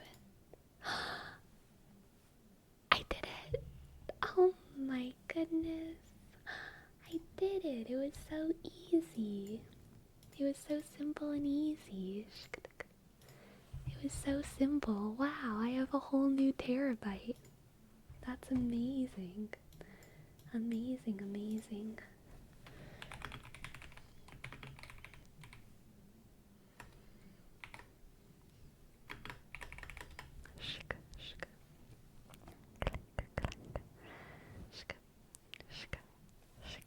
Thank you guys. Thank you guys. Thanks for helping. I appreciate it. I honestly thought I did something wrong whenever I was installing it. Thank you. Thank you, thank you. Thank you, thank you. Who needs tech support when you've got Twitch chat? It's true. It's true. Honestly, it's so true.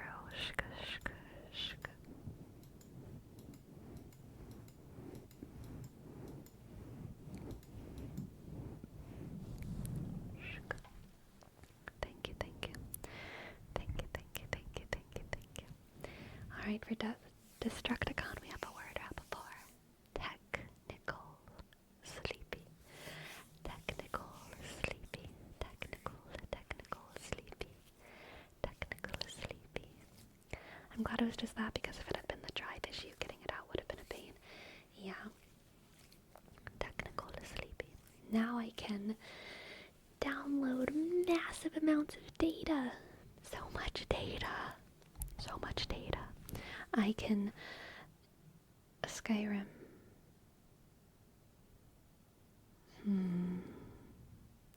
Is it time? Is it time to mod?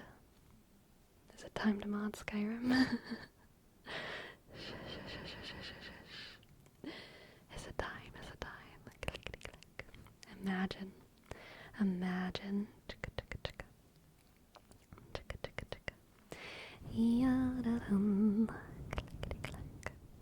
Yes, 2 terabytes full of just Skyrim mods.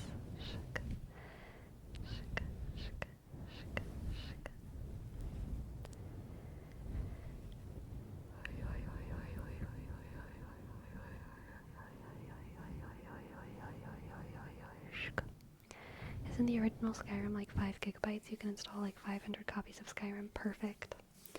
That's exactly as many as I need for my 500 monitors that I play Skyrim on simultaneously as different characters.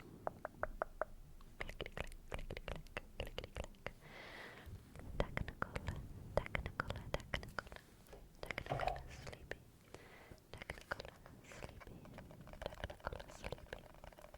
Is your handwriting back to normal? You know, I journaled yesterday, and I did feel like my handwriting was pretty back to normal, which made me happy.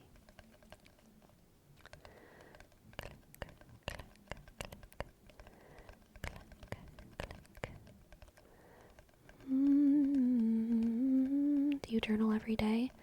No, I probably journal like 3 to 5 times a week. Sometimes less, sometimes more. It really just depends. There's not always... I journal when I want to.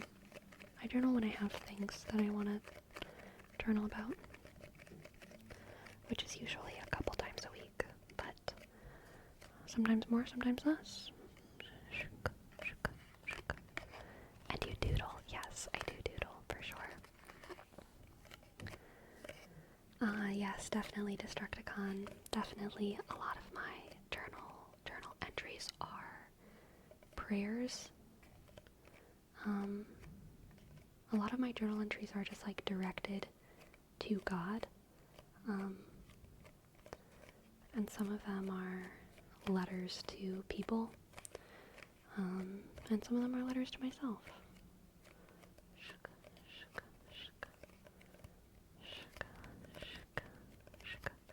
Journaling is another form of rambling. It's a form of rambling that I never ever have to feel self-conscious about.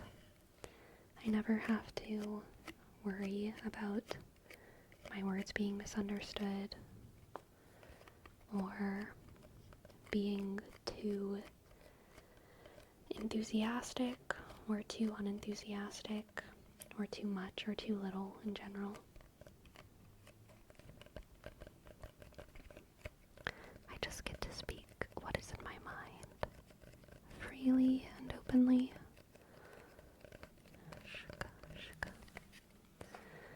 I want to try journaling sometimes, just don't know where to start. Getting a good journal. Getting a journal that you want to write in is a great place to start.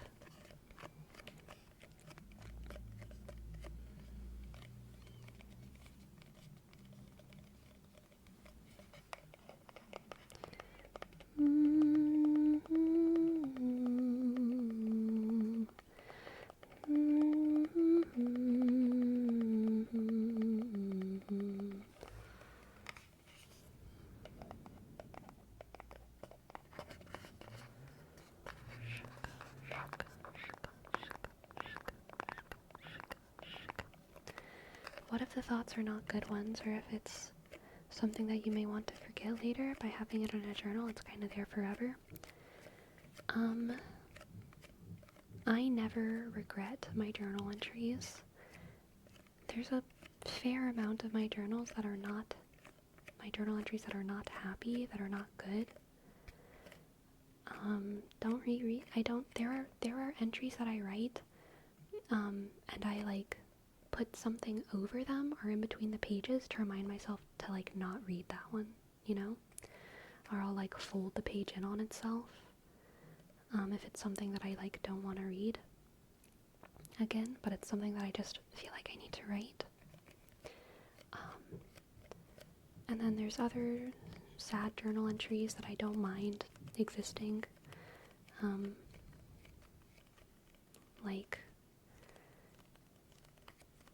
I don't know, I feel like my journals are pretty safe. No one's ever gonna read them except for me. So like, if there's something I don't want to read, then I only have to hide it from myself. And if there's something that I don't want other people to read, that is the entire journal. So if someone reads my journal, well, no one would, because no one in my life would ever. But if they did, that's such a massive breach of trust that like they don't matter anyway. They're done. They're out. They're out at that point. If they invade my spirit like that. Yeah. Like, I can't even imagine anyone in my life reading my journals. If I even had a fear that someone in my life would read my journal, then I shouldn't be their friend. And also, I would probably not even tell them that I do journal and hide my journals. Like, they would never. Definitely just private Bandu. There's been specific entries that I show to other people, but definitely never a whole journal. Do you ever reread previous journals? Yes, I do, for sure.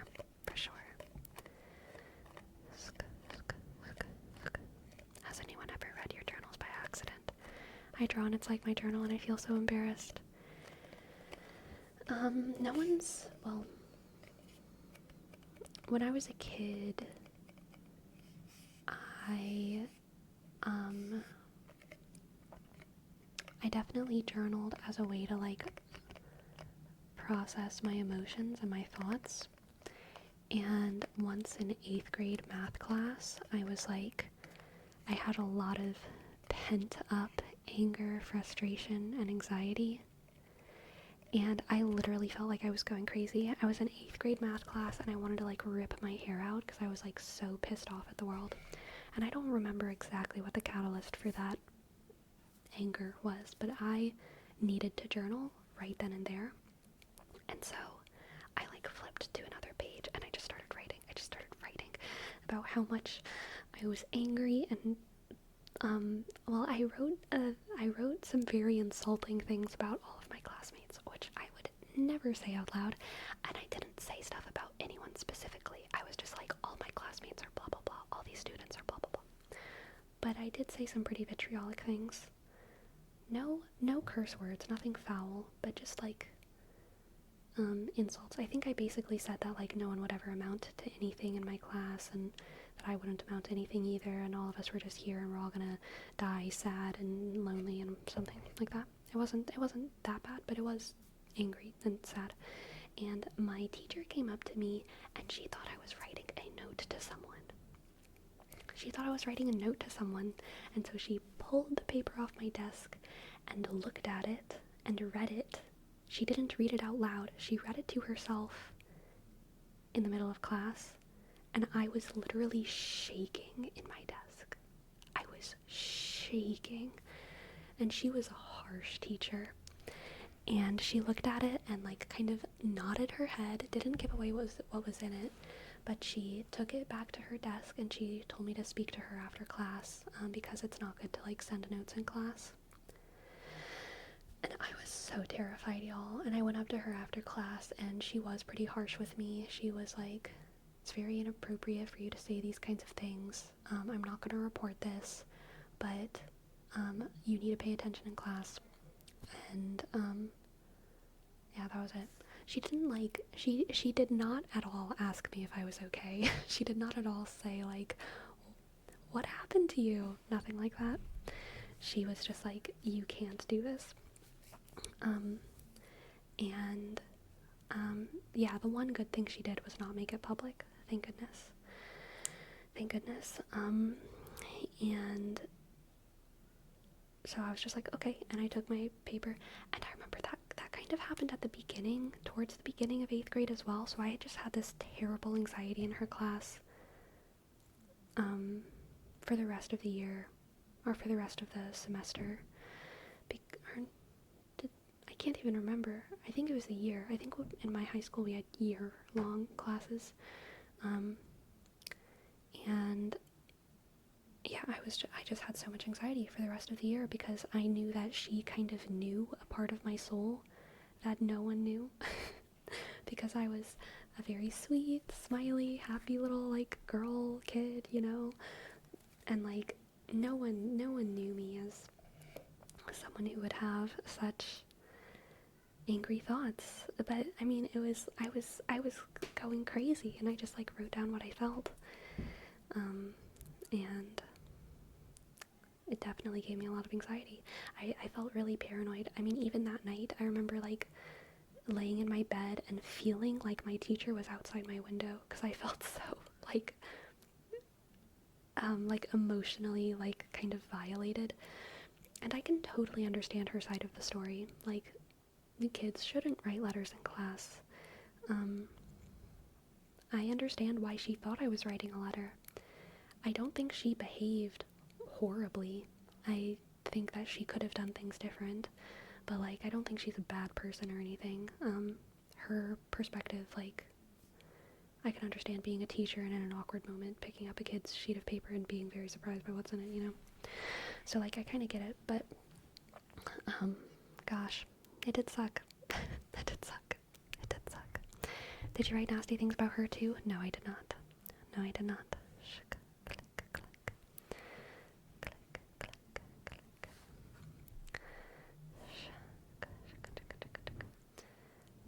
You know why she didn't narc on you? She feels the exact same way. That's possible. That's possible, Hagen. That's possible.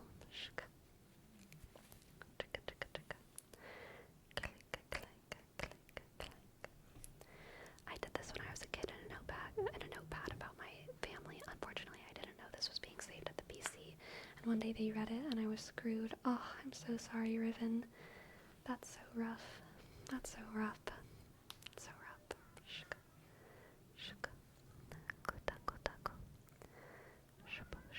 Strong feelings of anxiety, stress can definitely manifest as a sense of weight. Yeah.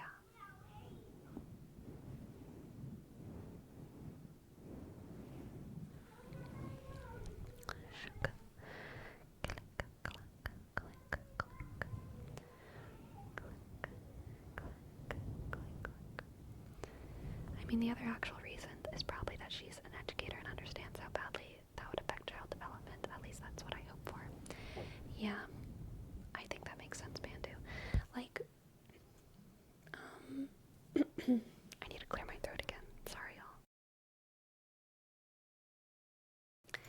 Even though I probably shouldn't have been writing that in math class, I think even she could recognize that, like, most kids don't write like a full page, like 3 to 4 paragraphs on college ruled paper in like complete sentences, relatively cohesive. Like, it was a cohesive piece, you know?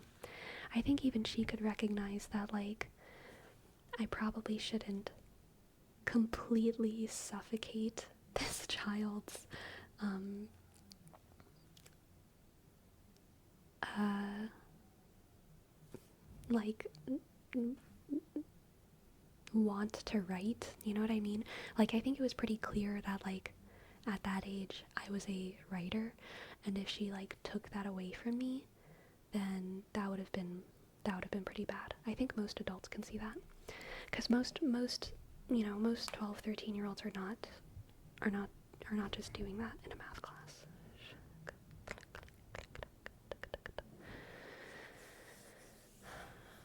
Thank you, Fox. I'm glad you like my ears. Thank you, thank you, thank you.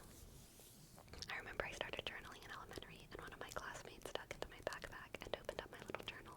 I didn't write anything harsh. I'd write about my happy times, but I still felt so violated. I stopped journaling for a while. Ugh, that's the worst. It's the worst. So sorry, Dan Waffles. I like that we all have moments like this. It makes me feel comfortable knowing that we all have experienced the pain in one way of letting someone who wasn't supposed to be in your world in. Yeah, I had a dream journal in my backpack, and one lunch break a friend went through all my stuff and opened it up and started reading it to everyone at the table. Oof, yeah, that is rough. That is rough.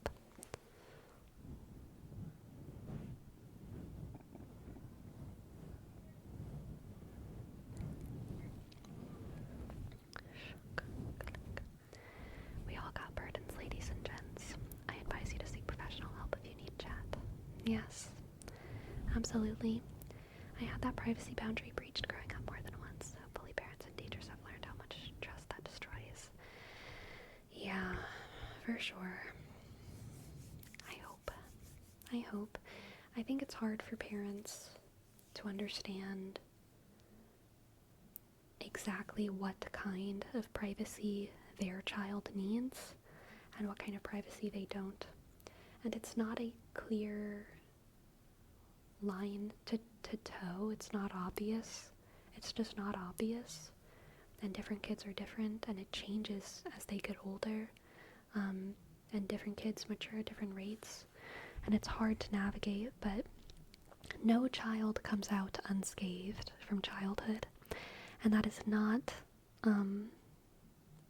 that's not an attack on parents, because parents are all learning as they go, and we're all just trying to get through all this together, you know? But I think it's good to admit that, like, yeah, we were wronged. All of us were wronged when we were children.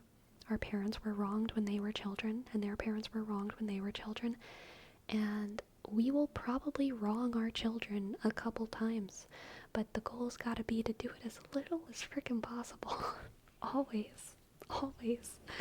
You know? To learn from our own experiences, to learn from the people that came before us, to learn from our friends and our families, to respect our children and listen to our children, and all of that.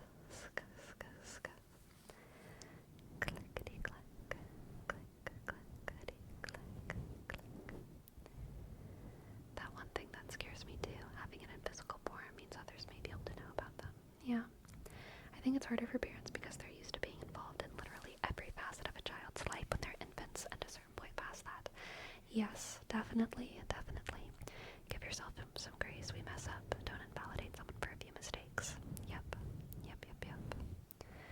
Yep, yep, yep. Shuk. Yep, yep, yep, yep, yep. Shuk. Shuk. I will say, like, whenever I was younger, I was more afraid of people reading my journals because kids are mean, and kids don't respect each other all the time, and kids are not smart, and kids will... It's so much more likely if for a 14-year-old to, like, invade your privacy than an adult.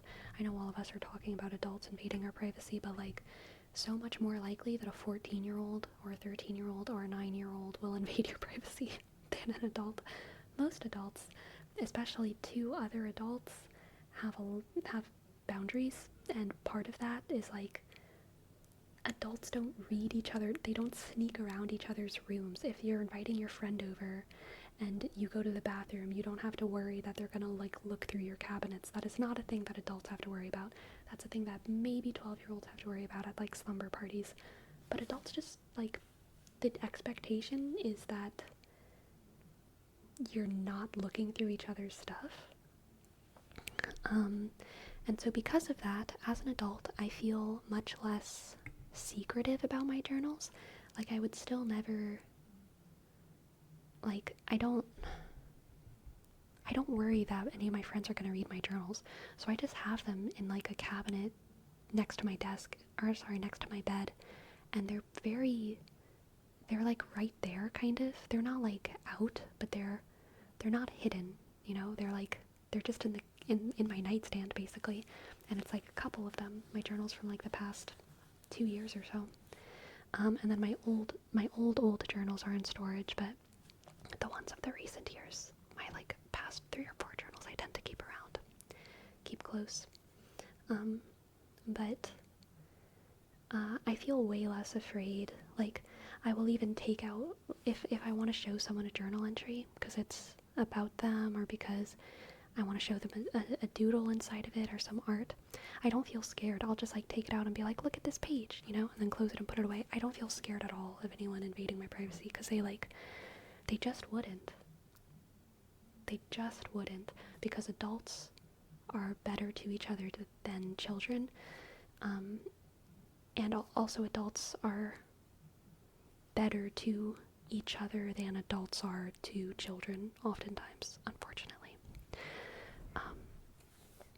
So, yeah. You sure? Have you seen adults checking each other's phones? Would you consider that something similar? I would. I don't think anyone should be going through someone else's phone. If you're going through someone's phone, like there's different people have different dynamics, okay? There's some families where like they will very casually just like use each other's phones to check the time, use each other's phones to text one another. That's not what I'm talking about. That's fine. Different people have different kind of phone cultures. But if you're like, I really want to see what's in my relationship, what's in my partner's phone photos, I want to see what's in their recently deleted files. If you're like going in there to hunt for stuff, that's not a good relationship. That's not good. That's not good. Yeah, you've got issues. There's already something bad there. Not good. Click. Hello, Delta Chai. Hello, Delta Chai. Shk. Shk.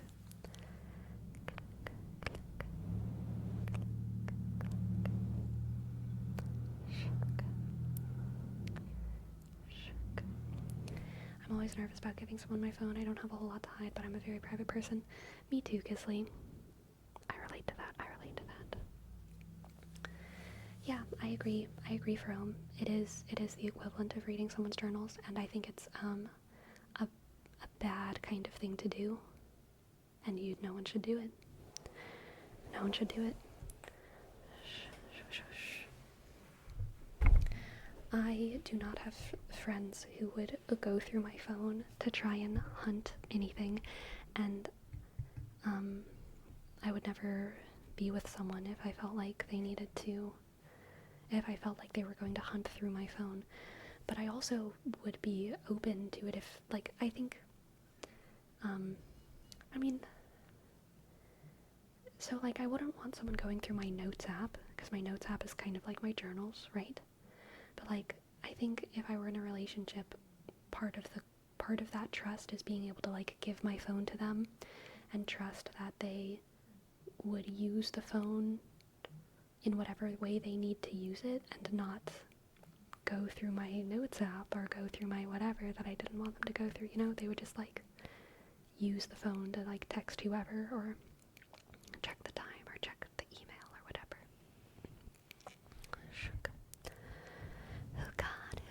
Hukan, thank you. Thank you so much for your 10 months. I appreciate it, Hukan. Thank you, Hukan. Click.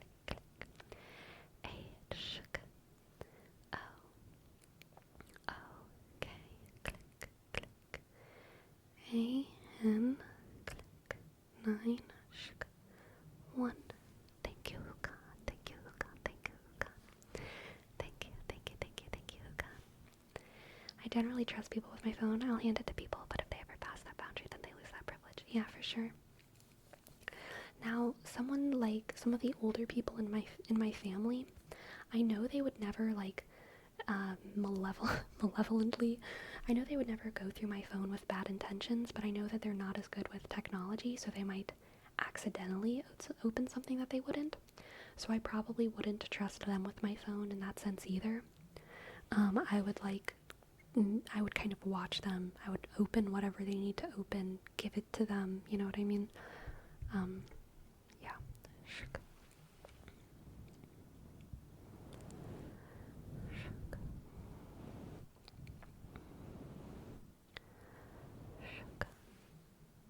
Mm-hmm.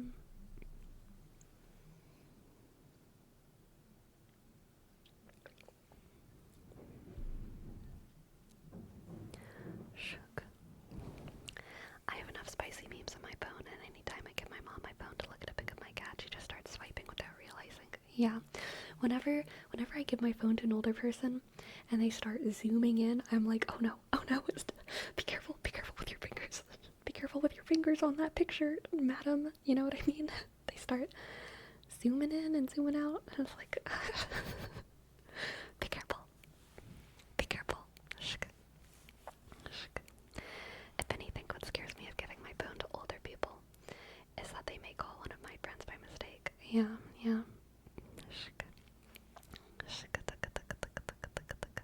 Get your finger away from the edge. Exactly.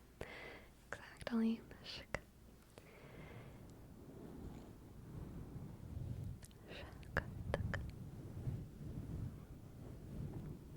Hello, Pasta John. Hello, Pasta John.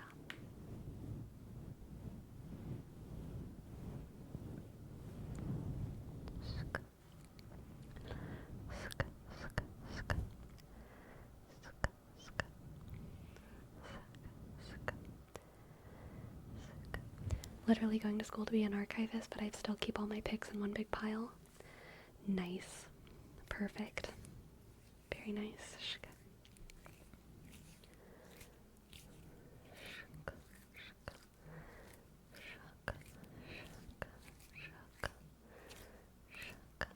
Good evening, Neon Banana. Good evening, good evening. Banana. Yum. Banana sounds good. Oh dang, the pictures. I once asked this friend that she would send me pictures of her all the time. And if someone would see them in my phone, they would assume everything from seeing her in my pictures. Yeah. Click, click, click, click, click. So obviously there's nuance here, and different people are different, and different women are different, and different men are different, and all of that. I think this mostly applies to women, but maybe this applies to men too. Men, let me know. Let me know. But I think a lot of men think that when a woman sends pictures of themselves, that means that it's like a flirty thing, and it probably is. There's a little flirting when you send a picture of yourself to someone, for sure. But if you really want to know if like a girl is like into you, it's when she starts sending you pictures of random shit that she's doing, like the cat that she saw, or the bread that she's baking. If women are sending you like pictures of a random shit they're doing, then she's like into you. She doesn't just like want some like validation for her appearance, which is also totally valid, you know? But like, yeah, if she sends you a picture of a worm, you're in, okay? You're in. Because some girls will send pictures of like their outfits to guys just to get some like validation, which is valid, but it might not mean that she's like into your heart. You know what I mean? It might just mean like, I want to know if I look good tonight because I'm going out with someone else and I want more than one person to enjoy my beautiful dress right now. So I'm gonna send a picture to someone else before I go out on a date with this other guy. You know what I mean? Like, there's, yeah, yeah. Women will send outfit pics to like more than one person sometimes. But random shit pictures, that's when she's into your heart, okay? Click. I see it like this. Their own pictures are probably staged, so they're either looking good or want your opinion. But if they're sharing their day-to-day, that means they're thinking about you all the time. Yeah, it's true.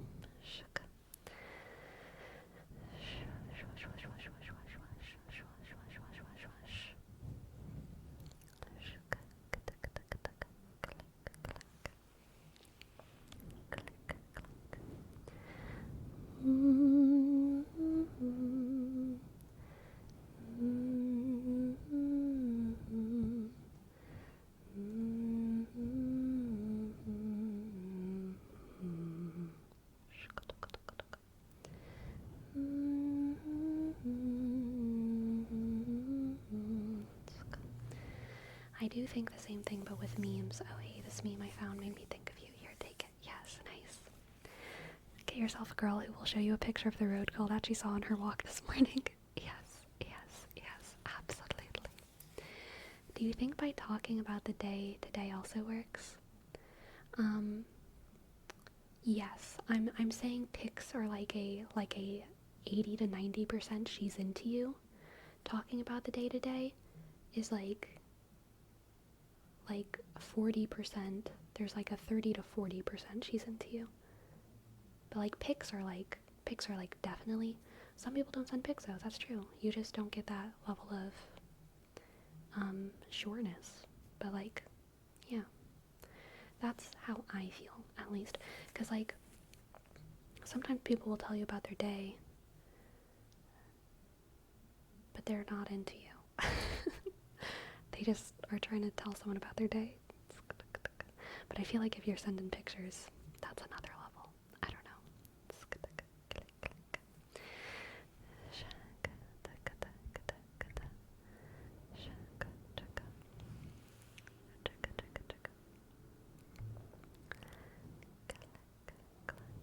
Sleepy mouth.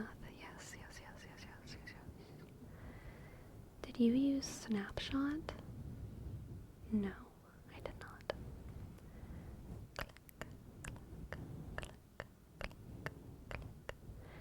Still trying to gauge how much the person I'm currently seeing is into me. She's the kind who keeps her phone on silent 23 hours a day and then only responds to texts at 10 p.m. Those people are real. It can be hard. But those people are real and those people are valid.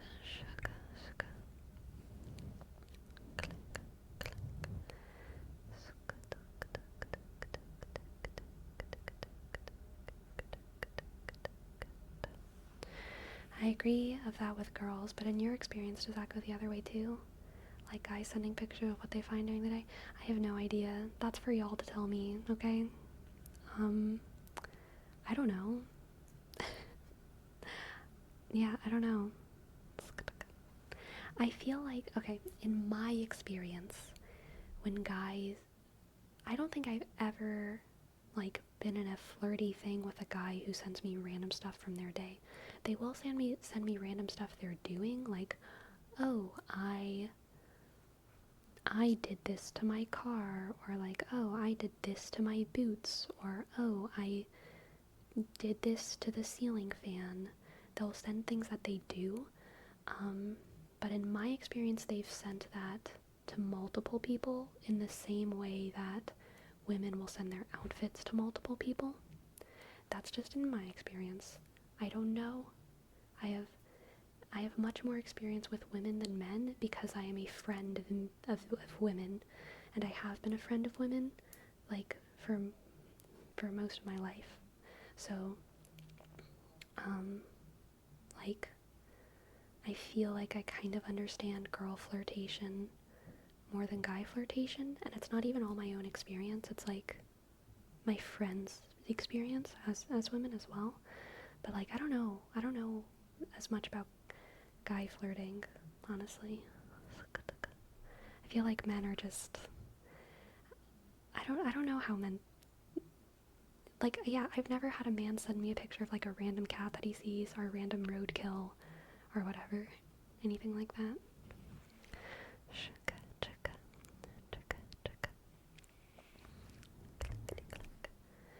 That's not a flirty thing, that's just them showing off. Yeah, I agree, Destructicon. I think men only send nudes. Please, no, please, no. It's not good. It's not good. I don't think anyone looks as good naked as they do in clothes. That's just my personal opinion. I love clothes. I love clothes. Clothes are great.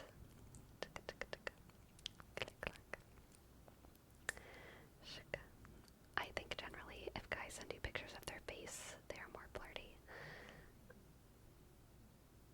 Yeah, that might be true. That might be true. That might be true. Clickety clack, clickety clack, clickety clack, clickety clack, clickety clack, click clack.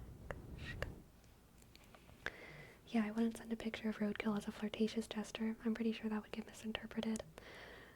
Yeah, that's fair. That's fair.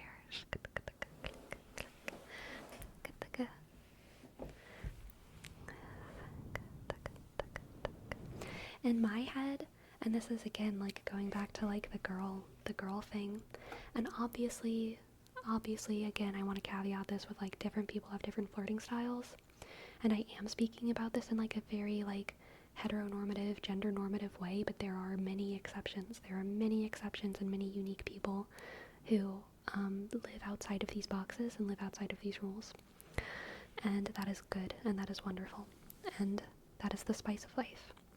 But in my experience as like a girl flirter and with other, like knowing other girls who are like flirting, whenever we send those like random pictures of like the brownies we burnt or the roadkill or the creepy house, it's not really because we're flirting, it's because we're like giving an invitation to like enter our lives. You know what I mean? It's like, come into my life for a second. I am welcoming you into my day. I am welcoming you into my day and into my world. And now this experience is ours and not just mine. You know what I mean? So like that's kind of the way it is. Right, it's a window into having them next to you. Exactly. It always sounds like a brag when I say this as a guy, but I get on better with women. I would say, I think it's because I was raised by a single mom. Yeah, I think a lot of guys who are raised in proximity to women do better with women. Like, and I don't think that's weird or like to be unexpected. Men who have good relationships with their moms and men who have sisters, or men who just grew up with a lot of like female friends, or I think it makes sense that they are less awkward around women because they're more used to women. Like, yeah, I don't think that's a hot take. If that makes you feel better, I think that's logical. Sleepy, if we were IRL friends, I would send you pics of random shit I saw during my day, but that's just because I do that in general. Good. You're a good friend, Doggin. Good. Also, what kind of weird male friends do you have that are like, hey, check out what I did to my ceiling fan? It's so real, okay? I used to have a coworker, a guy, and he did a lot of house projects and he also did a lot of cooking projects. And whenever he wasn't on shift, the girls, we would be like, I'm gonna replace his name. We would be like, so did you get a picture of Jackson's car 2 days ago at 3 p.m. as well? And all the girls would be like, yes. We all got that picture of Jackson's car at 3 p.m. and the work that he did on his wheel, and none of us comprehended it. But it would be stuff like probably like 3 times a week, and he would send it to every girl individually that was an employee, you know? Um, and he was very respectful, you know? It wasn't like he was a creepy coworker. He was fine. He was a good guy, but like he would do like very handyman types of things and then send pictures of it to all the girls because that was the only way he knew. That was the only way he knew. A handyman, exactly. Exactly. At that point, just make a group chat. Honestly, I think that would have been funny. Did he send it to the men too? I don't think so. No. Jackson was cool but had no game. Yeah. And then I have known other men who've done that as well. I've known men who I have been in like flirtationships with, who I know send those like handyman pictures to more than one person. But it doesn't make me feel weird. It's just like, yeah, brag about the thing that you did with your whatever. Brag about the modifications that you made to your motorcycle or your bicycle or your lawnmower to more than one person. That's fine. That's fine.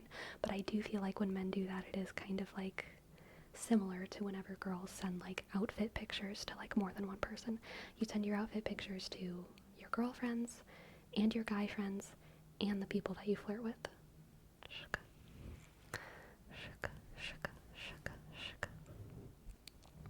Yeah, men do like to show and tell. It's good stuff. Good stuff. Stipple. For Casey, there you go. Stipple, stipple, stipple. Stipple, stipple, stipple. Stipple, stipple, stipple, stipple, stipple. Stipple. I struggle to wrap my head around that. LOL, I hope this doesn't stem from a place of misanthropy, but that kind of behavior comes across as conceited. That's fair. I kind of agree, but I also don't think it's necessarily bad.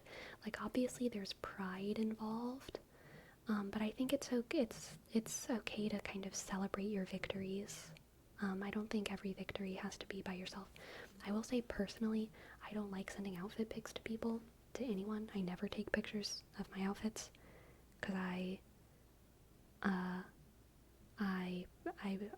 probably don't have enough confidence. I don't like taking pictures of myself. I don't like, that's not a good experience for me. But the girls who I've known who've done it, I don't think it comes across as conceited whenever I get a picture of, you know, a girl who's all cute and dressed up. It doesn't come across as conceited to me. Or whenever I get a picture from a guy of the oven that he repaired, it doesn't come across as conceited to me. It's just like, yeah, celebrate your victories. Celebrate your slay. Celebrate your slay.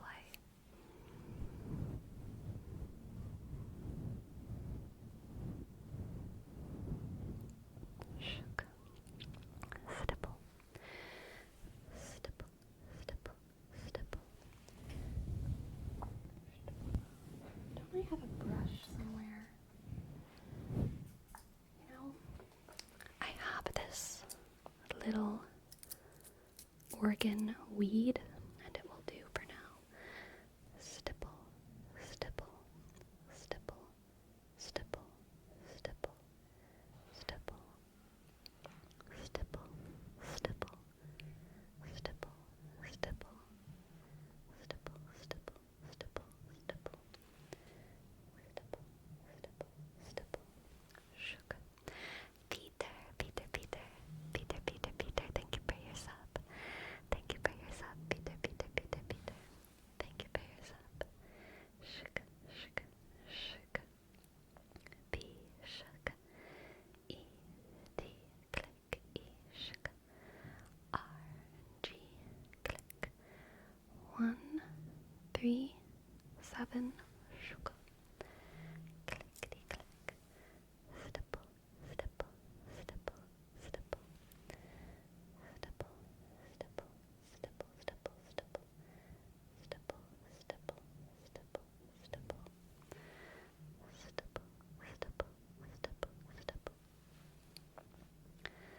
Casey, do you think you're closer to girl or guy friends? To me, it's always been easier to be friends with girls.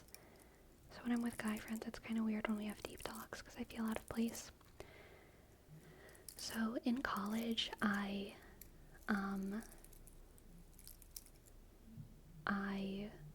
preferred my guy friends to my girlfriends. I was about to say, like, I was closer with my guy friends, and even though that's true, there really is more to it. Like, in every school that I've been in, elementary school, high school, college, because of my bubble, a lot of the girls around me, like, I didn't feel like they were very nice or very good. Now, there were exceptions. Definitely. And I did like them and I did get close to them. But generally in schools, all of them, I was closer to guys. Grad school was different though. Grad school, I had really, really close girlfriends. And I think it was because I was in a different bubble. I was out of the theater bubble. Theater can have some toxic people in it. And I was definitely closer with the guys.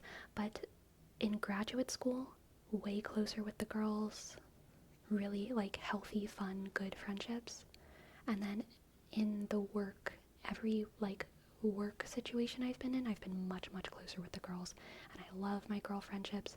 I find it, and it's because they're different. They're not like, I vibe with them more. I don't even think it's that like they're necessarily better people, but like I fit in better with like working girls and not academia, or not, it's not academia. I get along better with like working girls than theater girls, which is difficult because I think I am better at theater than manual labor. But I do like manual labor and I have been good at it in the past, but I think it's like a lower cap for me. But the more I've grown up, the more I've gotten closer with my female friends, and the more important they are, and I love them. Yeah. As where I am right now, I don't have too many like super close guy friendships. Definitely more girl friendships. And so those are the ones that I'm closer with, for sure, for sure, for sure. Shka, shka, shka, shka. Click. In my experience as an ex-band kid, band kids are just as bad as theater kids. Yeah. I mean, I think that is the bubble that I was in whenever I was in high school. I was a band kid in high school and I was a theater kid in college. And I loved a lot of the people. I loved a lot of them. And in general, I still love theater people and I love theater as a space and as an industry. But a lot of like, there is a lot of like toxic hyper femininity as well in those spaces, and much less toxic hyper masculinity. And I think that pendulum swings the other way in other fields. I don't know what STEM is like because I haven't been in it, but I would imagine that in fields like STEM fields and in business, the pendulum might swing the other way to where there's a lot of toxic masculinity and a lot of probably lovely femininity. So I don't know. That's me talking about stuff that I don't know about, but different bubbles are definitely encouraging different kinds of behavior. The main reason that I didn't get on with a lot of the like kind of hyper femme people in theater was really just because of how much emphasis that they put on appearance, and a lot of them kind of encouraged like very toxic relationship behaviors, and they were kind of just like mean. They were just like mean to each other, like lots of like girl bullying, and that sucked. But anytime that you were like alone with a woman, it would be different and it would be great. And there wouldn't be that kind of environment of like constant sarcasm and belittling one another and talking about like literally just so many conversations about shoes that I did not give a fuck about. Like, it made it hard to relate. Like, I know this is like, it makes me feel sexist to say it, but it made it hard to relate to the women around me because there were so many conversations about shoes that I did not care about. But it's true. It's true. It's true. But whenever I got into working in the service industry and working in restaurants and working in the bakery, it was not like that. People were so much more down to earth. People were like me. And I was able to have fun, interesting conversations about life and the world with my female coworkers, and no one gave a fuck what shoes people were wearing as long as they were non-slip. And I loved that. I loved that. I loved that. Shk. Clickety clack. Shaka, shaka. As it turns out, performance skill-based communities of hormonal teens can get pretty fucked. Yeah, true. True. As a software engineer, yes. I found that in STEM most people were pretty chill and were always ready to help if you needed it. I never felt like I was competing with my classmates. That's good.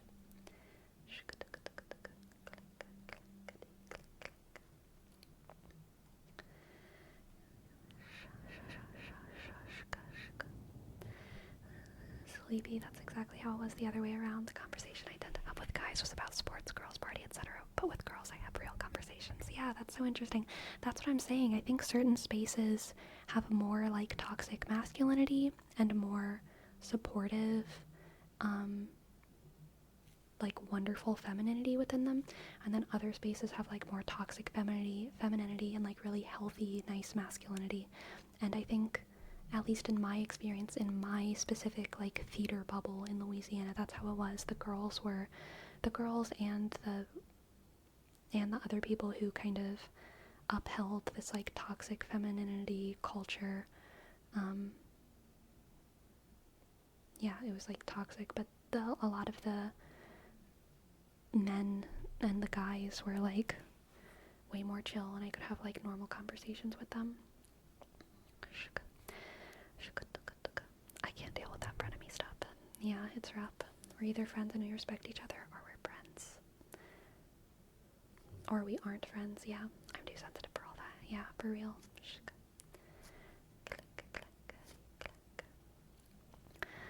But as you said, Sleepy, if the guy was close to women in her life, it makes sense for that to happen. But in my case, I wasn't even close to my mom that much, so I don't know how I ended up like that, because I just enjoyed being able to have conversations with girls. Yeah. The level of gender toxicity is inversely proportional to the overt... Ooh, I got to activate the brain. The level of gendered toxicity is inversely proportional to the overt genderedness of the activity, it seems. I agree. Honestly, gender's the problem, you know? Can we just not?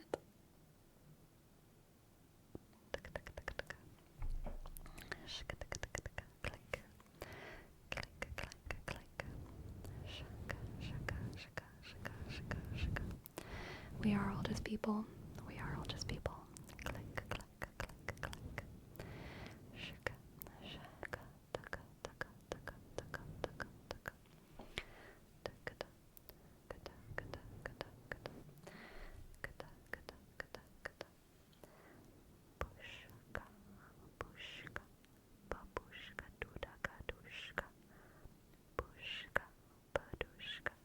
Yeah, I do agree with that, Hagen. If it's a activity that is considered by society to be masculine, there's high levels of toxic masculinity and low toxic femininity.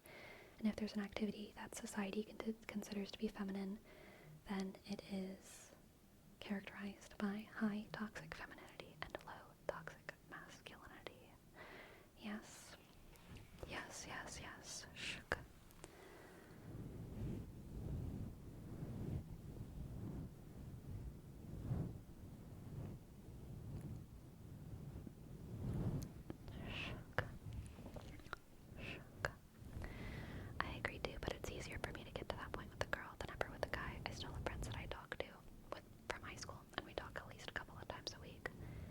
I still wouldn't consider them as close as other girlfriends. Interesting. But nobody's ever done a study on the LD50 of toxic masculinity. Is that a science word for actual toxicity? We know it's toxic, but how toxic? Good one, good one. I had a thermo professor that was really prominent in their field during the 90s and wanted to switch to computer science. And she told me that if she was accomplished, there was a large disdain for her trying to reach outside her specialty. Ugh. That's rough. That's rough. That's rough. That's rough. Shk. Shk. Shk. I witnessed those insults sometimes in my school. I overhear a friend group absolutely rip each other apart. They brutally insult each other, tell each other to kill themselves, etc. I know it's banter, but that's just way too far for me. I don't understand how you can be in a friendship like that. Yeah. You know, I will say, though, that being... I love co-ed spaces more than any other spaces. I love it when I'm in a room with girls and guys. I feel safe. I feel safest and happiest if I'm to be in a room of a lot of people, if there's men and women there. But I feel so much more safe if I'm a woman with all other women than if I'm the only woman in a room of men. That doesn't always feel safe or unsafe. Whenever I was in improv in college, I was often the only woman in a room full of men. And it's not like it felt dangerous, but like it was always so much nicer when there was another woman there. And it's not because it was bad, or none of those guys were bad. It's just whenever you're the only woman, there's like a weirdness to it.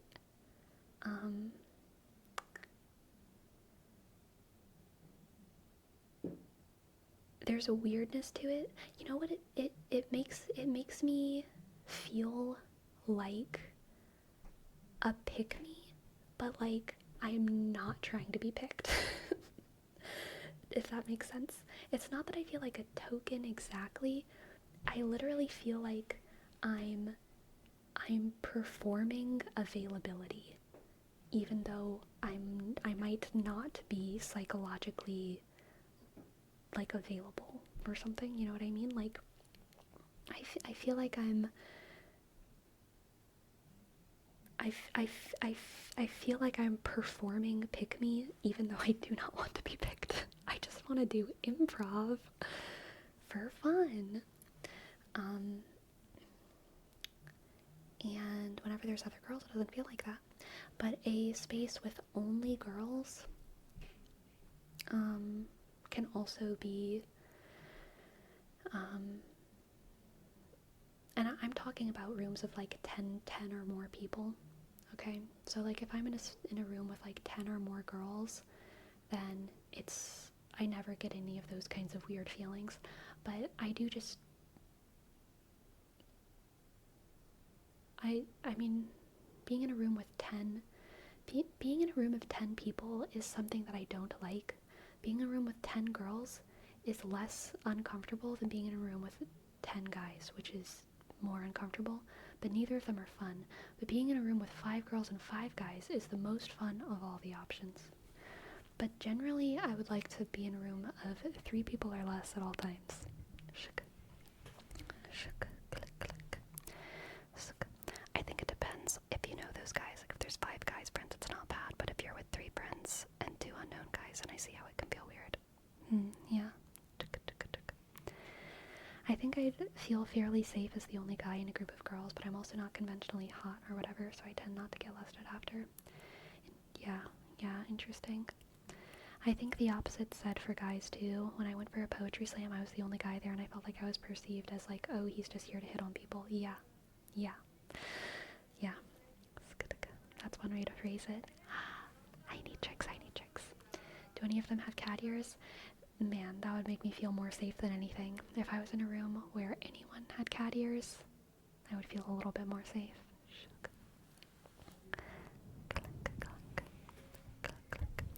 3 people or less, man, do I agree there. I hate big groups and the dynamic of socializing within that spaghetti mess. Me too. I love 3 or less. Total of 4 people in the room. I guess, technically. Me and 3 other people. That's like literally the max. Max 4 people in a room. 5 people in a room, I'm starting to go into like, this is a Netflix show that I'm watching mode. It's not that I'm not enjoying it, but I'm like not. I stop being a part of the scene at that point. I'm just spectating.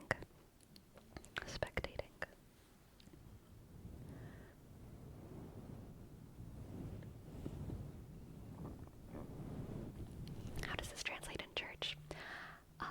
Churches, daily mass. This is one of the reasons I love daily mass, is because there's so few people and I get to celebrate the miracle of the mass with like 10 other people who go to mass at 5:30 a.m. You know what I mean? That's wonderful. I like daily mass more than Sunday mass because of that. Sunday mass is more important,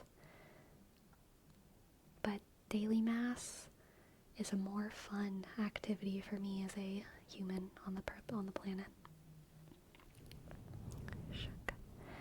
So you might just start sitting back and watching. It's so much easier at that point. I get talked to over it too easily. Yeah, for sure. Shook.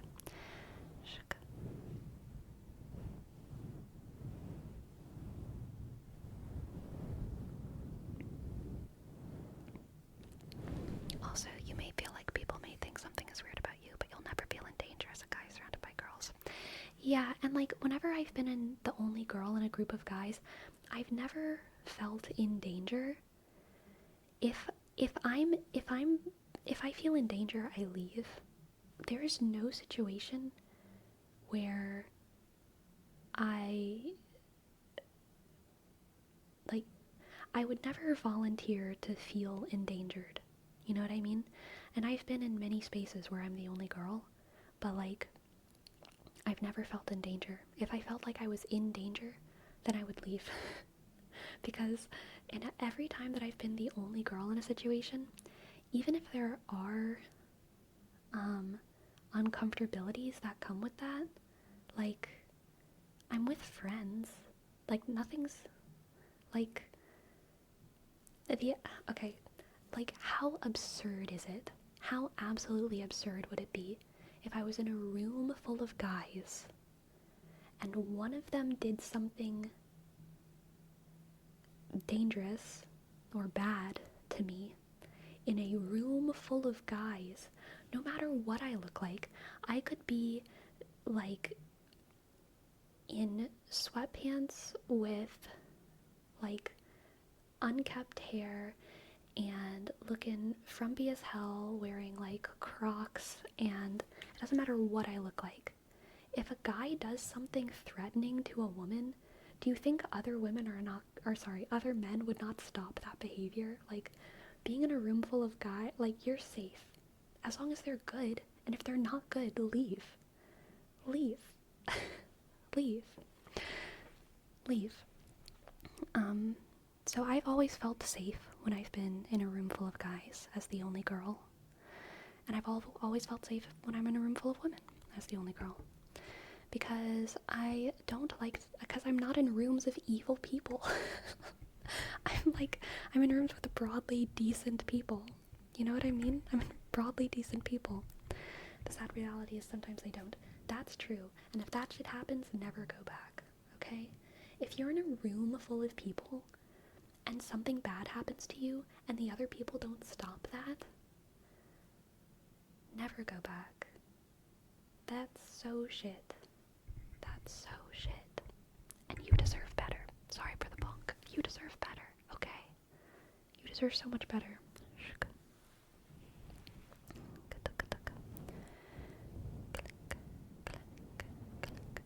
Oh my goodness, the last hour passed so quickly. We were really rambling. Ramble about all kinds of fun, interesting things.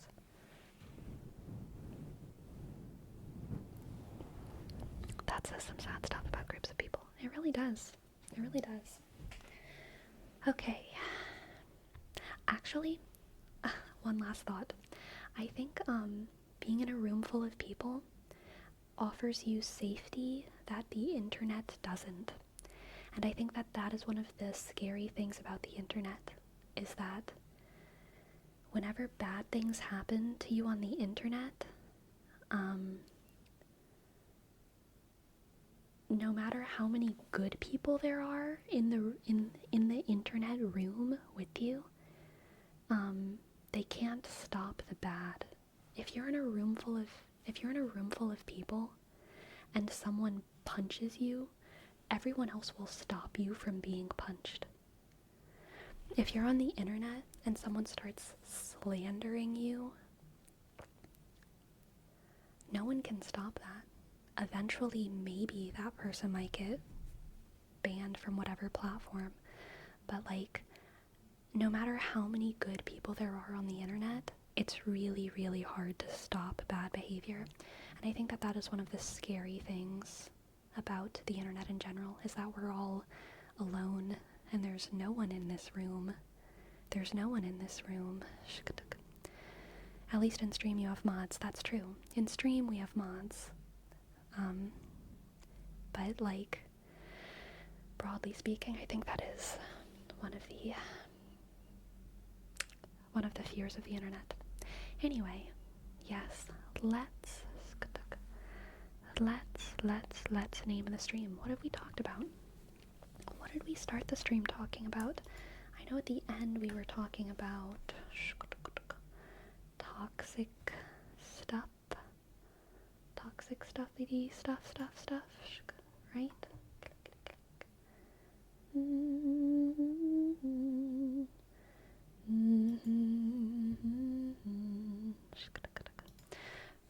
We did talk about religions, calves, and gender friends. I like the term gender friends. All of y'all are my gender friends, unless you're agender, in which case you're an agender friend, but most people are not agender, and you're something. All of y'all are my gender friends. All my friends are gender friends. Okay. Anyway, I think that's a good title.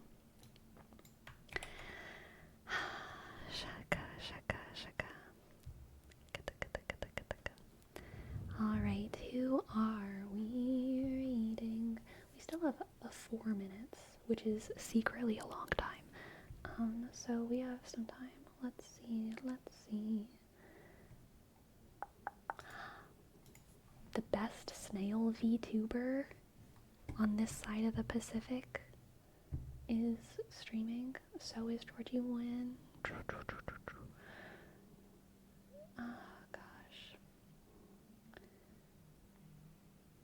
Yeah, I think we should do Georgie Wynn, because I think they started relatively recently. Yeah, they just started. Let's give them a big ol' boost. A big ol' boost. Georgie Wynn, Georgie Wynn, Georgie Wynn, Georgie Wynn, Georgie Wynn. Clickety clack. Click clack. Shaka, shaka. The human mind and its thoughts. Yes, definitely. Shaka, shaka, shaka, shaka. Click, click, click, click. Man, I find you at the end of your stream. I'm from YouTube and didn't realize you had a Twitch and happened to find you. Welcome to Zoned by Father. Sorry that you didn't make it till the end, but we will be back on Wednesday. I stream on Sunday, Monday, Wednesday, sometimes Thursday. So, there's plenty of streams in the future. Clickety clack, clickety clack, clickety clack, click. Clickety clack, clickety clack.